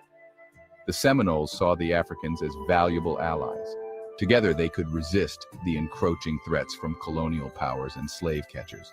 They offered them protection and a place in their communities. This was not just an act of charity, but a strategic alliance that would strengthen both groups. This alliance between the Seminoles and the Africans grew stronger over time. They shared resources, knowledge, and a common goal of freedom. They forged deep bonds of kinship and shared experiences. These bonds were not just political, but deeply personal, rooted in mutual respect and shared hardship.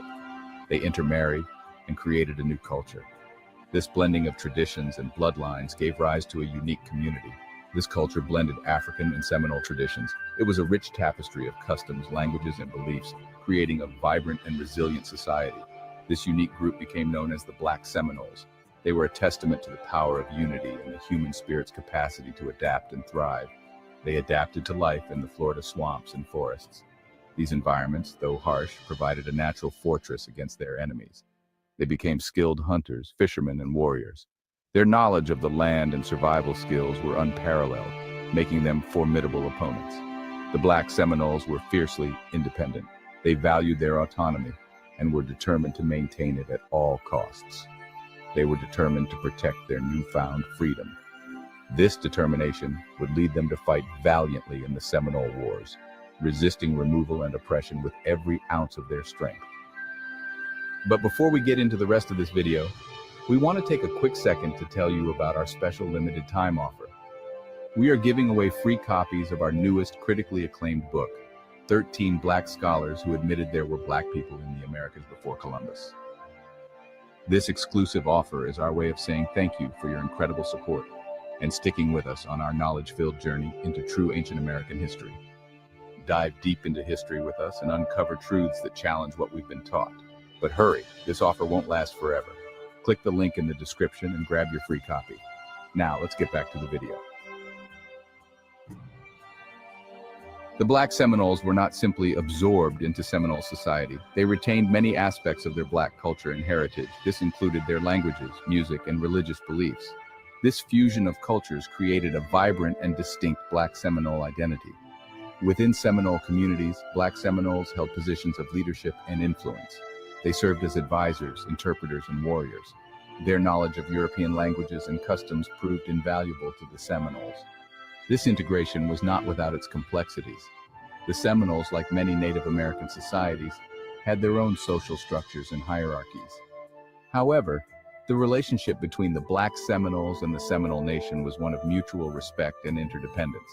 They relied on each other for survival and defense against a common enemy, the United States.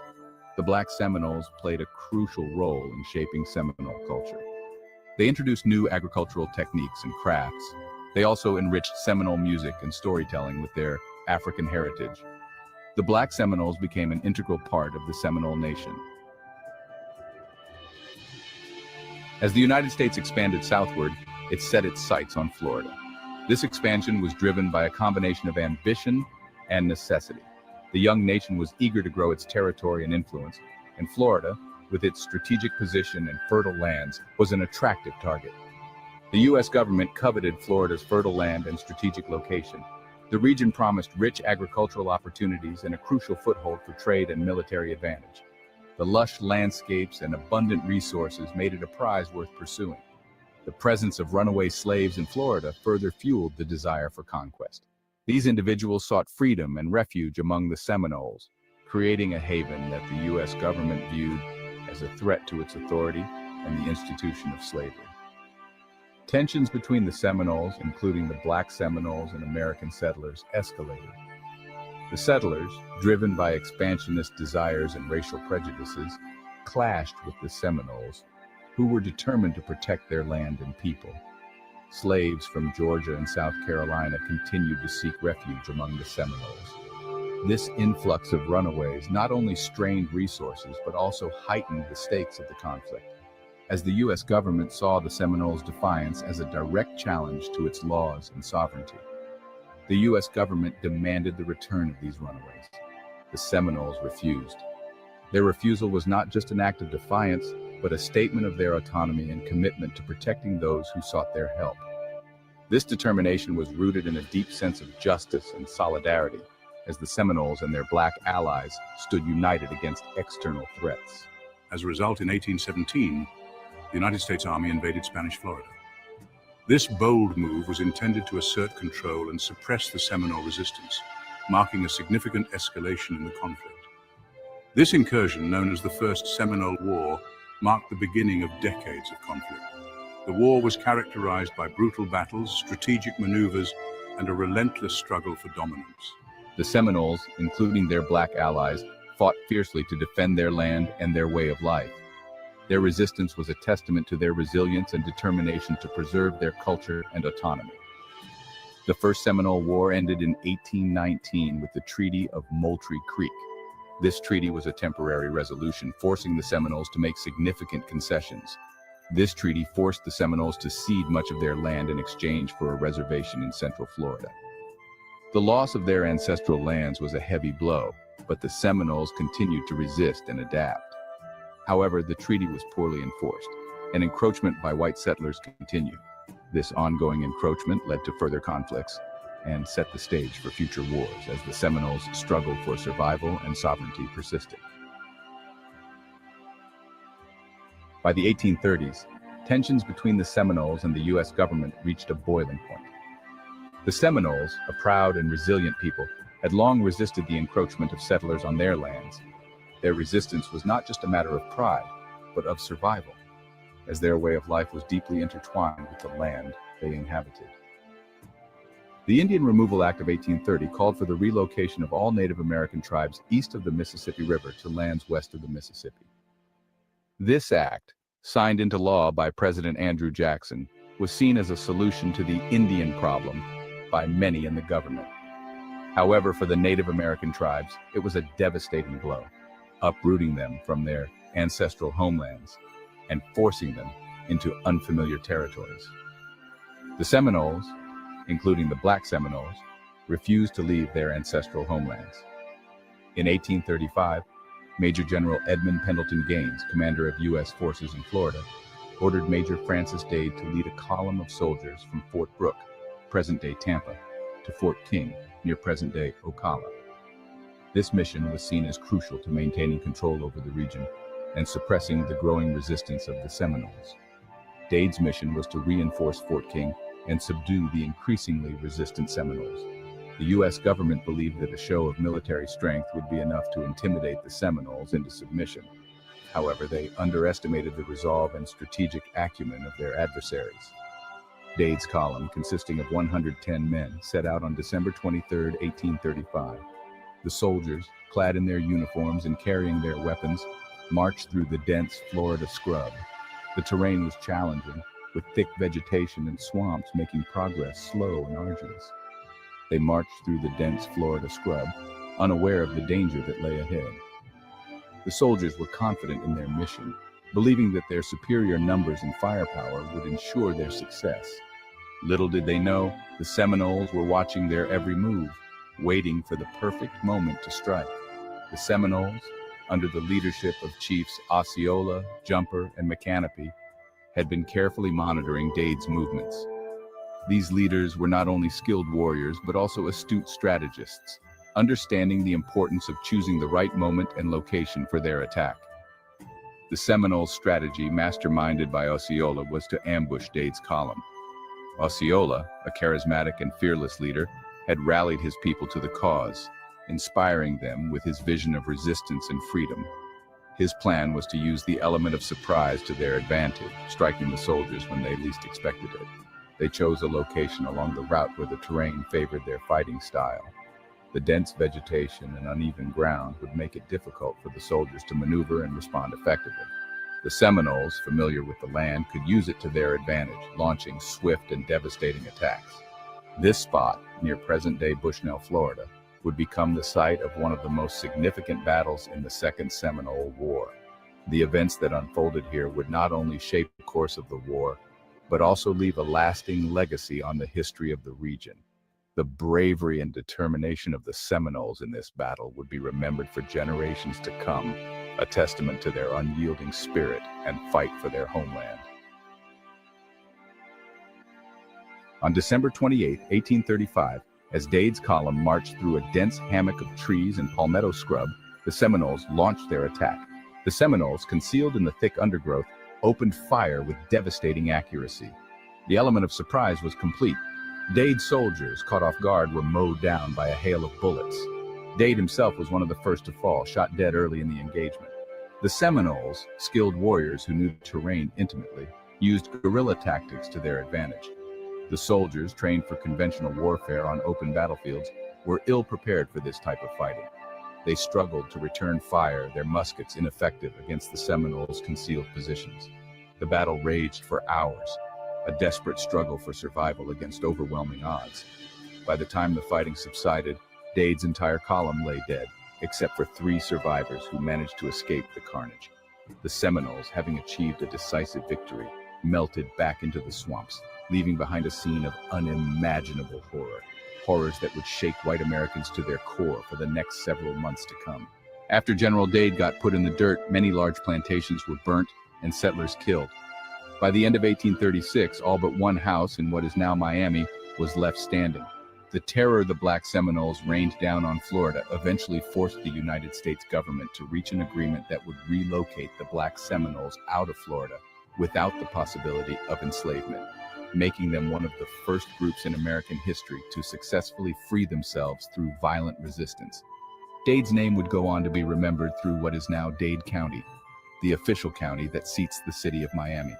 Yet it is a must we never forget how his name got there and the Black warriors who made it possible. Trust us when we say, this journey through America's hidden Black past is just beginning. Damn, I never knew If this that. glimpse into a world lost to time has captured your imagination, smash that like button. And don't forget to subscribe for more adventures into the unknown. Lastly, for more information about the names and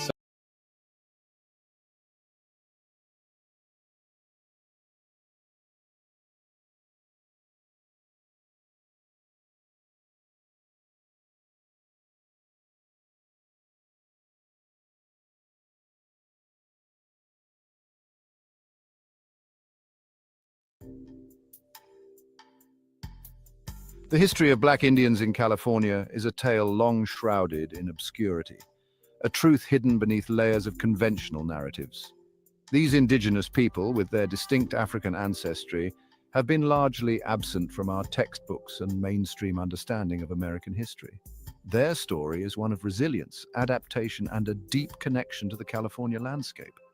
For generations, their presence has been whispered in hushed tones, passed down through oral traditions and glimpses in historical accounts. The time has come to bring their story into the light, to acknowledge their rightful place as integral threads in the rich tapestry of California's past.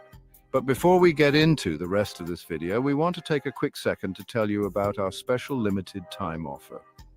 We are running a special discount sale of our critically acclaimed book, 19 White Men Who Admitted There Were Indigenous Black People in the Americas. This exclusive offer is our way of saying thank you for your incredible support and sticking with us on our knowledge-filled journey into true ancient American history. Dive deep into history with us and uncover truths that challenge what we've been taught. But hurry, this offer won't last forever. Click the link in the description and grab your free copy. Now let's get back to the video.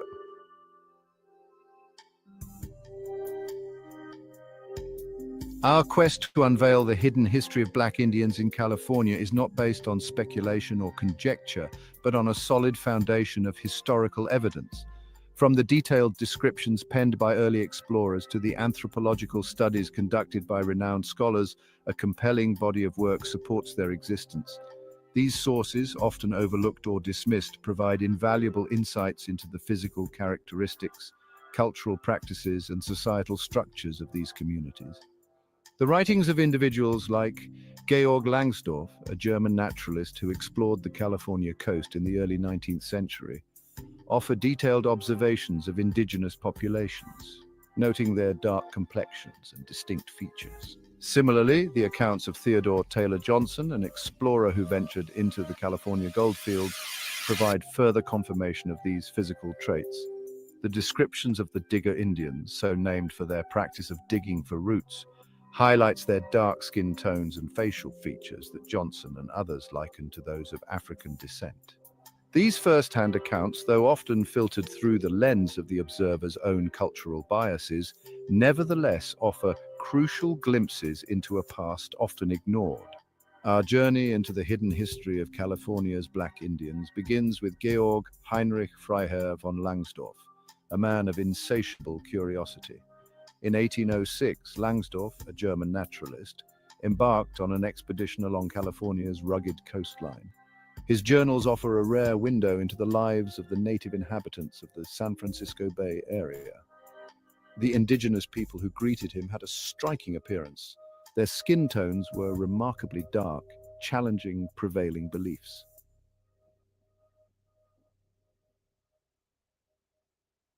Langsdorff's descriptions of the indigenous Californians extended beyond their skin color, encompassing a range of physical characteristics that further fueled his intrigue.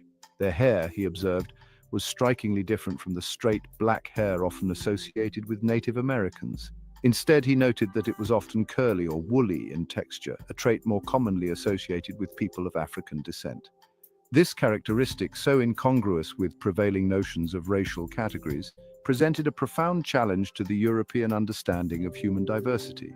Langsdorff, a product of his time, struggled to reconcile these observations with the prevailing scientific theories of race, which often relied on rigid classifications and hierarchical rankings.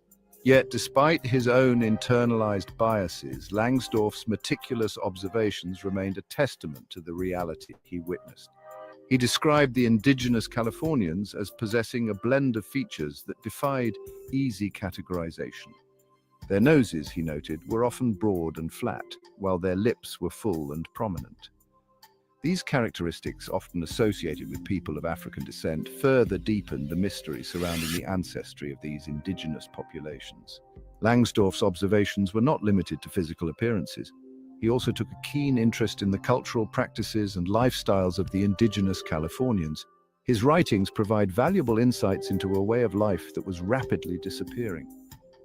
Langsdorff noted the diversity of tribal groups that inhabited the Bay Area, each with its own distinct language and customs, and their deep spiritual connection to the natural world. The discovery of gold in California in 1848 ignited a mass migration, forever altering the Golden State. Among the fortune seekers was Theodore Taylor Johnson, a young adventurer from New Jersey.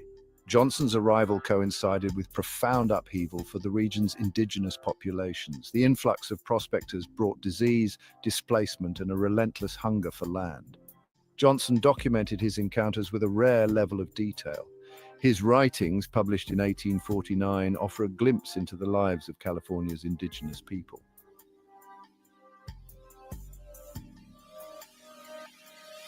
Section 2, the Digger Indians, a distinct presence. Johnson's travels through California's gold fields brought him into contact with a wide range of indigenous groups. Among them were the Digger Indians, who relied heavily on foraged plants. Johnson noted their skin tones range from dark mahogany to nearly black. He described their faces as round or square, with features closer to African than Indian. He observed their wide, enormous mouths, a trait he found particularly striking, and noted their noses nearly flat, a characteristic often associated with people of African descent. Their hair, he wrote, was straight, black, and coarse as that of a horse's mane, but without gloss, growing often over their low foreheads. These observations, so incongruous with prevailing notions of Native American features, led Johnson to speculate on the possibility of African ancestry among the Digger Indians. He noted that their small, gleaming eyes and overall appearance presented a revolting specimen of humanity to his European sensibilities, a reflection of the deep-seated racial biases of his time. Despite his prejudices, Johnson's observations provide a rare and valuable glimpse into the physical diversity of California's indigenous populations. His descriptions, though often couched in the language of 19th century racial hierarchies, challenge the simplistic narratives that have often erased the presence of Black Indians from the historical record.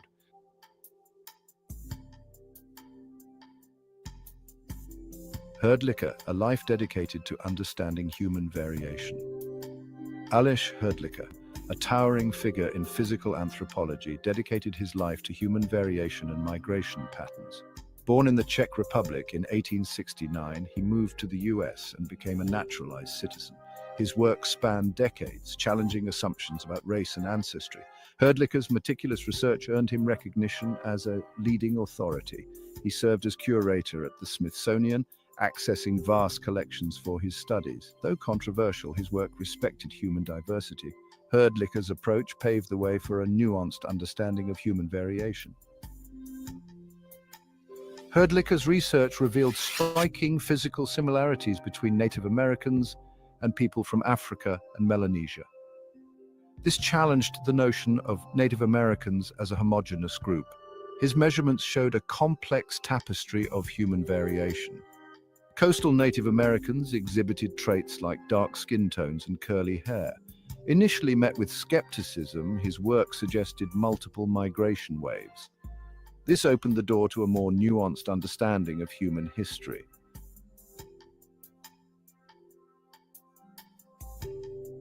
Section 3, the color line, challenging notions of race and ancestry. Herdlicker's research on the physical similarities between Native Americans and people of African descent brought him face to face with the deeply ingrained concept of the color line, a social and often legal barrier that divided people based on skin color and perceived racial purity. His findings challenged the notion of a clear and distinct boundary between races, highlighting the fluidity and interconnectedness of human variation. He argued that skin color, often used as a primary marker of racial difference, was a superficial characteristic influenced by a complex interplay of environmental factors and genetic inheritance. Herdlicker pointed to the wide range of skin tones observed within both Native American and African populations, demonstrating that color alone was an unreliable indicator of ancestry or racial purity. Herdlicker's emphasis on the shared humanity of all people, regardless of skin color or geographic origin, undermined the pseudoscientific justifications used to support racial discrimination and segregation.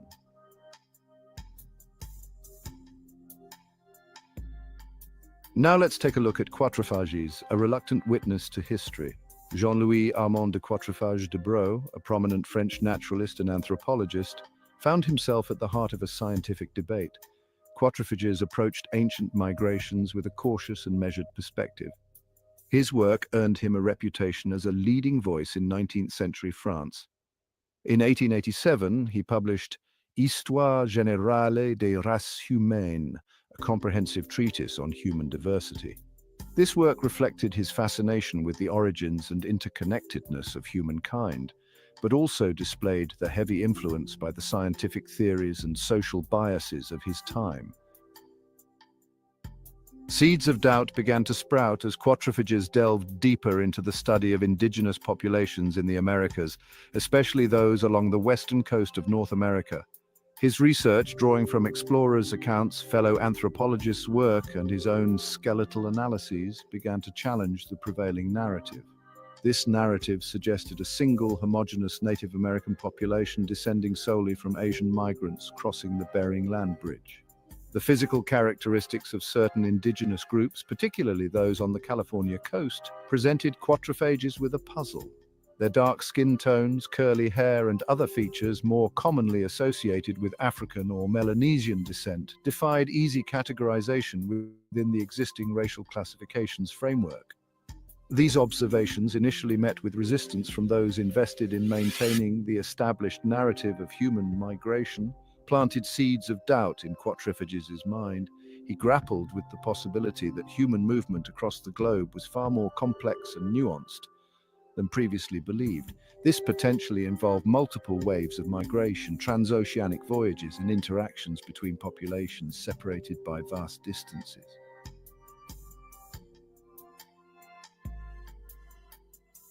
Despite his initial reluctance, Quatrefages found himself increasingly unable to ignore the mounting evidence pointing towards a more complex narrative.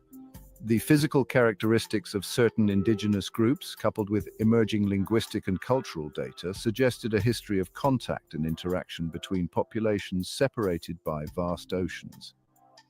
In his later writings, Quatrefages began to acknowledge the possibility of ancient Black populations reaching the Americas, albeit through what he termed accidents at sea. This concession, however qualified, represented a significant departure from the prevailing scientific orthodoxy of his time, which largely dismissed the possibility of transoceanic voyages by non-European peoples. Quatrefages' admission, though couched in the language of chance and accident, opened the door to a more nuanced understanding of human history. This understanding acknowledged the possibility of ancient seafaring capabilities and interactions between distant populations long before the arrival of Europeans. Otto von Kotzebue, an Estonian-born navigator in the service of the Russian Empire, embarked on expeditions that marked Pacific exploration. Driven by discovery, Kotzebue's voyages expanded geographical knowledge and provided insights into Pacific cultures. In 1815, Kotzebue set sail from Russia aboard the Rurik, a brig outfitted for scientific exploration. His mission took him around the globe and into the Pacific. Kotzebue's expedition documented the natural world and observed the customs of the people they encountered. His meticulous journals provide a rich tapestry of observations. These include natural wonders and human diversity in the Pacific, California's coastal enigma observations on human variation. Kotzebue's voyage in the 1820s revealed a diverse people, defying racial classifications. Indigenous Californians exhibited striking diversity, challenging the notion of a homogeneous population. He noted dark brown complexions contrasting with lighter skin tones often attributed to Native Americans. Despite biases, Kotzebue's observations revealed a fascination with physical diversity. He described women with features hinting at African descent, influenced by racial stereotypes. Kotzebue's writings provide a valuable account of California's indigenous diversity.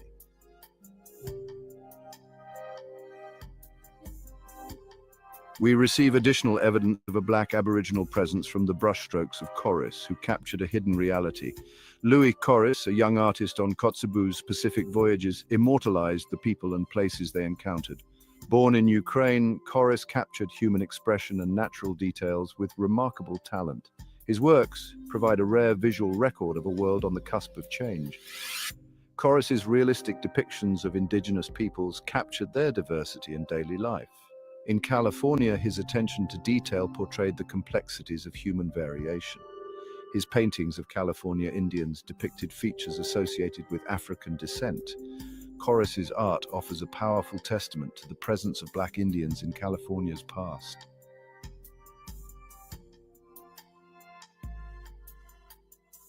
As we wrap up, the journey into the hidden history of California's Black Indians is not for the faint of heart. It demands confronting uncomfortable truths and challenging ingrained assumptions. Yet it is rich in rewards, offering a glimpse into a past obscured for too long, a past that reveals the true complexity and diversity of human experience. The Black Indians of California represent an integral thread in the rich tapestry of human experience. Their story challenges us to reconsider our understanding of race, identity, and American history. In conclusion, the rediscovery of California's Black Indians is a starting point, an invitation to explore, understand, and reconcile. It requires us to move beyond traditional narratives and embrace the complexities of human experience. Their legacy is a testament to resilience, reminding us that cultural identity can persist and adapt.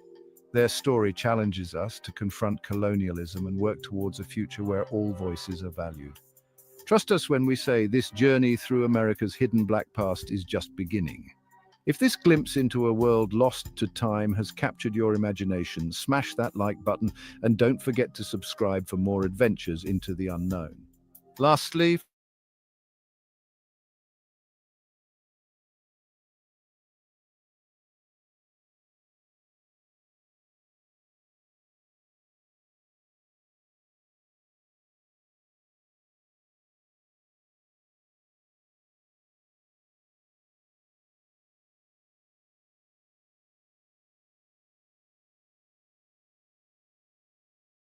What if I told you? What if I told you? What if I told you That there are a group of Black Indians that created the largest haven in the U.S. for escaped slaves? In the 1700s. What if I told you? What if I told you that there was a group of Black Indians that led the largest slave revolt in U.S. history? What if I told you that there were a group of Blacks in the United States that forced their own emancipation before the Civil War? What if I told you? What if I told you that there were a group of Black Indians that led a mass exodus along the Trail of Tears and then right out of the United States? What if I told you? What if I told you? What if I told you that this is the true story of the Black Seminoles, and you've likely never heard it before? I never learned about them, and they were never in my history books. This is a story about betrayal, distrust, backstabbing, and about a people that have been, for some reason, lost to history. This is about the Black Seminoles, the Black Indians, and their long, remarkable journey to freedom. I can't do this no more, Abigail. I won't. What do you mean, Abraham? You're scaring me. We've been slaves long enough now. I won't spend another day under the whip of these crackers. Escape? Where can we go? You know they'll kill us.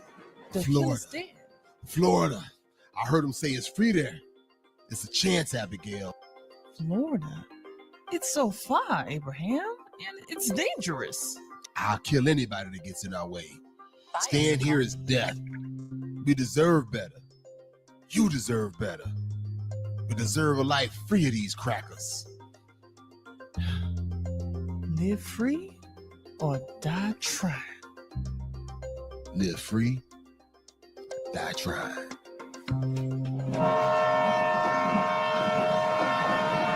Them, along with several other enslaved Africans, made their way down to Spanish Florida. They fought slavers, bounty hunters, and many were recaptured and lost their lives along the way. But finally, several made it to freedom, at least for a while, in the swamplands of Spanish Florida. During the same time period, there were several civilized indigenous populations scattered across these lands. The term civilized tribes was applied to the Native American tribes that took the bad medicine of the white man. They were classified as civilized because they had adopted the attributes of European culture, becoming Christians, sending their children off to re-education institutions, market participation, intermarriage with white Americans, and wait for it, chattel slavery practices, including the purchase of enslaved Africans. Little did they know that the cotton reservations that they had would become cotton plantations after they were stolen and seized by the same white people they were emulating. Hey guys, sorry for the shaky video in advance, but we are on our way to a town called Mosquis, and this is another town here in Mexico. But this town is the closest town we could get to Nacimientos, which is the town that a tribe, actually the Seminoles from the USA, kind of came over here to seek refuge during times of slavery. They are warrior people. They are a fierce people. There are some survivors, and it's not a whole lot of them there. So we're hoping that we're able to make some contact. We've been exploring stories of how Africans made it here, and it's a variety of ways, but this community that we're going to is a completely different story and history of how they made it here. So we're just praying for some favor as we go so we can show you guys, and so we can learn about the real deal here in Mexico and Black people and their migration here. So see y'all there. Yes, my name is Wendy Goodlow. I am a Black Seminole, and more specifically, I'm a descendant of the Seminole Negro Indian Scouts, which were the group of men that joined the military and fought for the military in the U.S. from 1870 to 1914. So I grew up in Bracketville around that history. We had not found out about the Black Underground Railroad that led into Mexico. We had never heard about that before. Yeah, not many people have. But whoa, what you know about this Underground Railroad? What's going on? Black indigenous people moving to Mexico. What is this? I know, it's a lot. That's what I always tell you. It's a lot of story. The way that our elders began the story was that in the late 1600s, around 1680s into the early 1690s, there were what would become known as the Dullas, but they were enslaved Africans living in the Low Country who took it upon themselves to seek their own freedom. So instead of going north, they went south into Florida because Florida at that time was a Spanish territory. So it was not part of the formation of the US at that point. It was owned by the Spanish. In 1687, 8 men, 2 women, and a nursing child escaped from Carolina to Spanish St. Augustine and requested baptism into the true faith.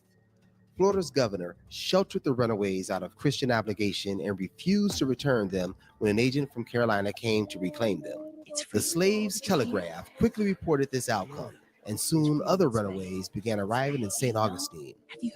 Florida officials repeatedly solicited Spain for guidance, and finally, on November 7th, 1693, Charles II issued a royal proclamation, giving liberty to all, the men as well as the women, so that by their example and by my liberty, others will do the same. Jose was establishing freedom seekers who were making their way down from the Carolinas, escaping slavery. If they made it down to Spanish Florida, they could live free. And once they got there, they found that there were already people there who were living free. There were formerly enslaved Africans, there were free Blacks who were living on the land. At Nero's town on the Swanee River. Here on the Apalachicola River, even before the one here at Prospect Bluff, you had a settlement near Ocheesee Bluff. They established a separate one where there were several hundred Maroon fighters. You had many, many settlements of free Blacks all through Florida. particularly, late 1700s, early 1800s. There were also Native Americans. At the same time that was happening, there was the group of Creeks who lived just north of Florida. And because of moral differences, they splintered into the Upper Creeks and Lower Creeks. And the Upper Creeks decided that they wanted to break away and go down into Florida to get away from the Lower Creeks, who were taking on more European ways of life. And one of those was to begin chattel slavery. That's where the idea of the word Seminole comes from, is that some linguists believe that it is a Creek word or Muskogee word, and it's pronounced Shiminole or Seminole. They believe it means runaway because these Creeks believe that part of their group was running away. And so it's also interesting that it fits for what would become the Black Seminoles, because they were essentially running away as well. They formed their own villages, but were interacting with the Seminoles, so they would become known as the Black Seminoles. The African and indigenous people lived and worked closely together. And in time, they came to view themselves as a part of the same loosely organized tribe, cultivating a mutual respect of each other's cultures. The Africans adopted a lot of the Indian garb, and the Indians adopted African agriculture, music, and folklore. And they lived this way for over 100 years, raising generations of children in freedom. As Florida continued to be a haven for Black freedom, this didn't set too well with antebellum Georgia. They shared a border, and contentions were high. At this point, there was a lot of retaliation going on. The U.S. military launched raids, tried to steal slaves, steal cattle, and encroach on this Spanish land. The United States felt that the existence of this community served as something of a beacon of freedom for slaves from Georgia and the Carolinas, or even the Creek Nation, to slip away from bondage and come down here seeking freedom in Florida. In the spring of 1818, the U.S. government launched their attack. As soon as the U.S. military was dispatched at the orders of Andrew $20 Jackson, this marked the beginning of the First Seminole War. The 1818 battle at Suwannee is again recorded by the U.S. military. The people referred to as Black warriors held off the U.S. troops.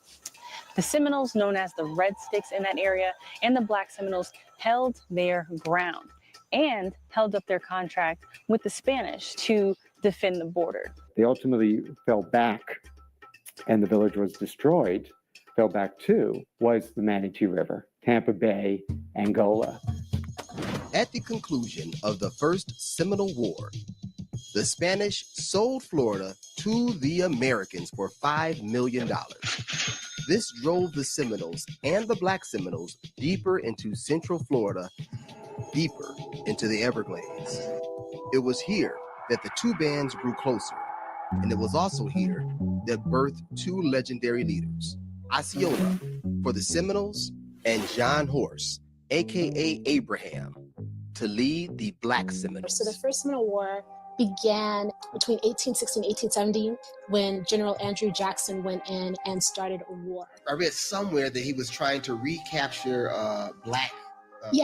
Formerly enslaved. They weren't even formerly enslaved at this period. They were never even. They were generations removed. Yeah, they were generations removed. And Andrew Jackson, he was the only president who ever ran on the idea of committing genocide. So he promised that he would wipe out, all Native Americans and return formerly enslaved Africans to their owners. Andrew $20 Jackson was POTUS number 7. This wealthy Tennessee enslaver, known to be the poor white man's champion, with a base known for their riots and lynching, a presidency full of scandal, he would be best known for his deep hatred of Black people and Indians, promising to deal with the banks, restructure the government, and deal with the nagging Indian problem holding the country back. The Indian problem. This was the name given to Indigenous Americans just living their life on their land, but land that the colonial settlers wanted. They wanted to take their land, their joy, their happiness, but especially that land. There's almost a mythology about this, that somehow when the Pilgrims arrived, they were dragging land behind them.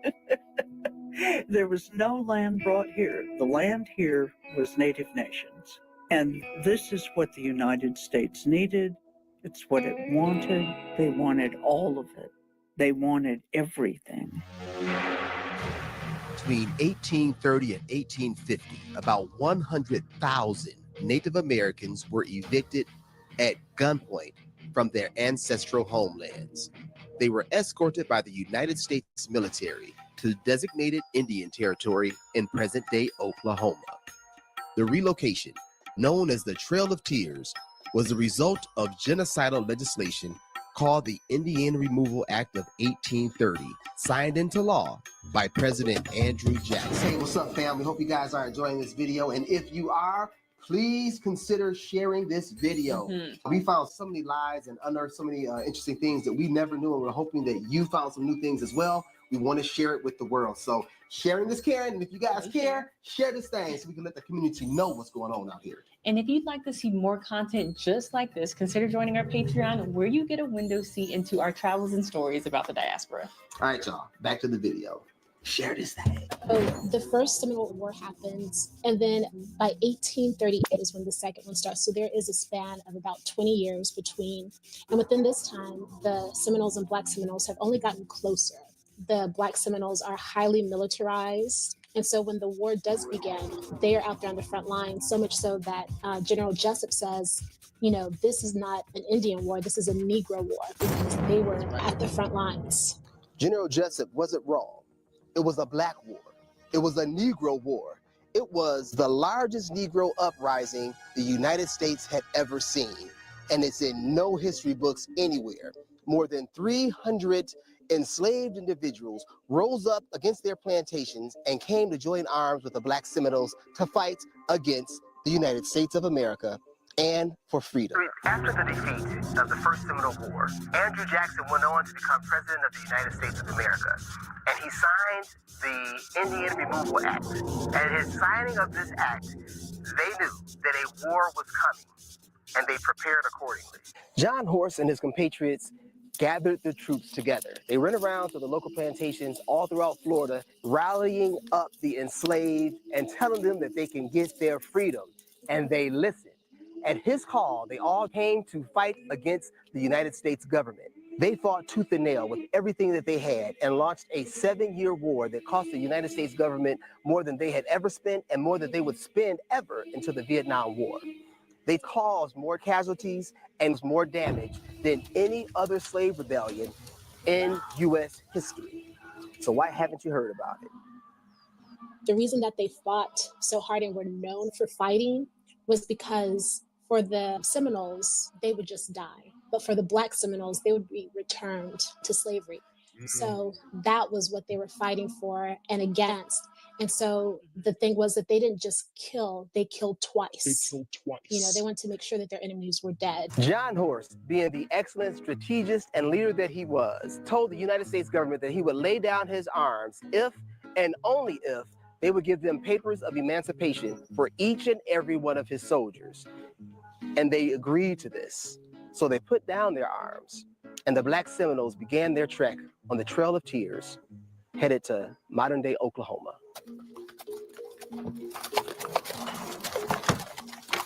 They lost lives as well, but I believe their disposition was a bit different from the other indigenous people that were on that trail. I believe that these Africans were looking forward to getting to that reserved place in modern-day Oklahoma.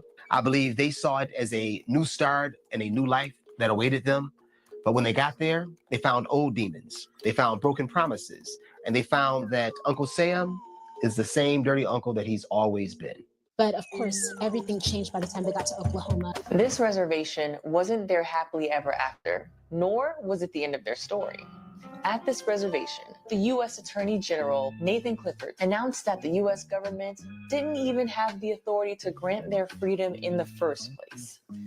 In other words, their emancipation was essentially revoked.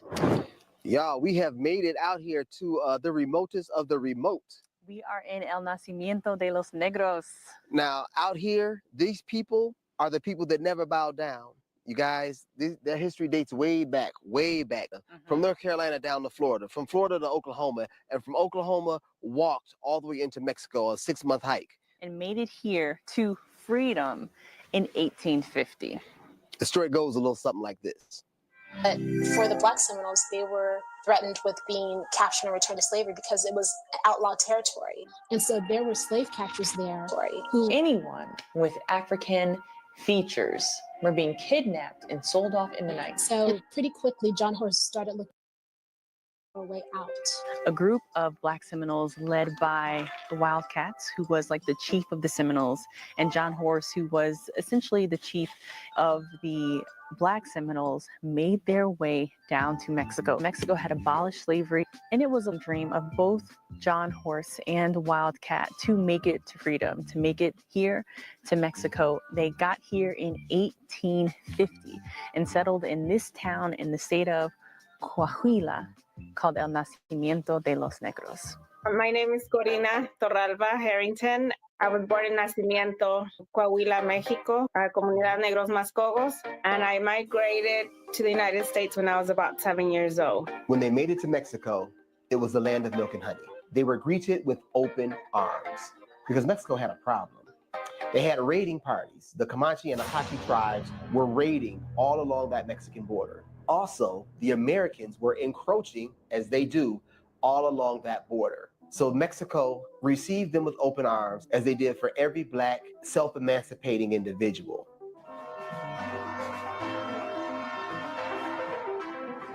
But for these people, they gave arms, they gave weapons and land in the state of Coahuila, in a little city called Nacimiento. The Black Seminoles that settled in Mexico, particularly the ones that settled here in Nacimiento, were granted certain rights back in the 1850s for a particular set of reasons. They received land, they received supports from the government, and they received autonomy, which allowed them the ability to govern their own communities, have their own type of laws, as long as they assured the government that they would protect the border.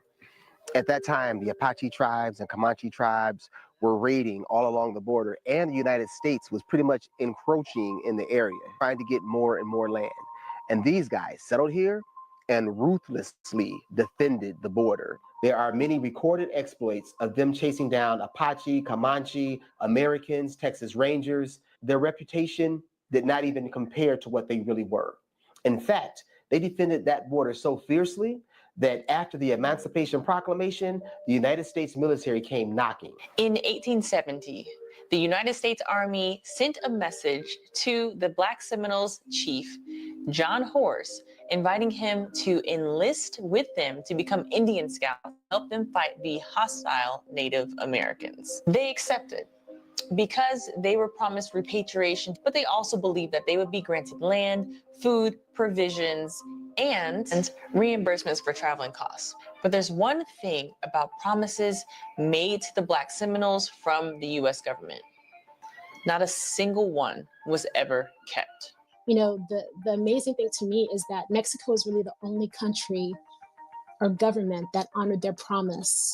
So out of the British, the Spanish, the Americans, the Mexicans were the only ones. Despite this, the Black Seminoles fought fiercely alongside the Buffalo Soldiers, and not a single member of the Black Seminole Indian Scouts was killed or seriously injured, despite all of their fights with hostile Native Americans. They never failed a mission, and several members received the highest honors. After their services were no longer needed, they were kicked off the fort from which they had served, and eventually settled in Brackenville, Texas. So walking around the streets of El Nacimiento de los Negros, it's a very small community, a very tight-knit community, and very quiet. But walking through the streets, you see the signs of their history.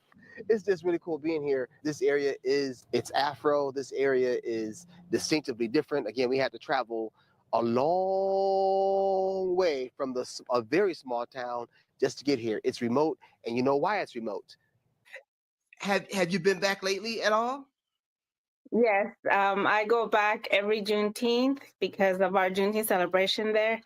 It is different. I was very surprised to when I found out that we actually celebrate Juneteenth down there. When I started learning all the history, I was like, well, why do we celebrate it? If our people freed themselves, they liberated themselves.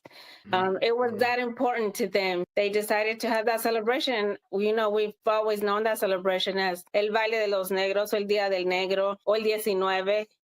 So it's a day of honor. That's beautiful. Yeah. So it's in solidarity almost. It's yes, like exactly.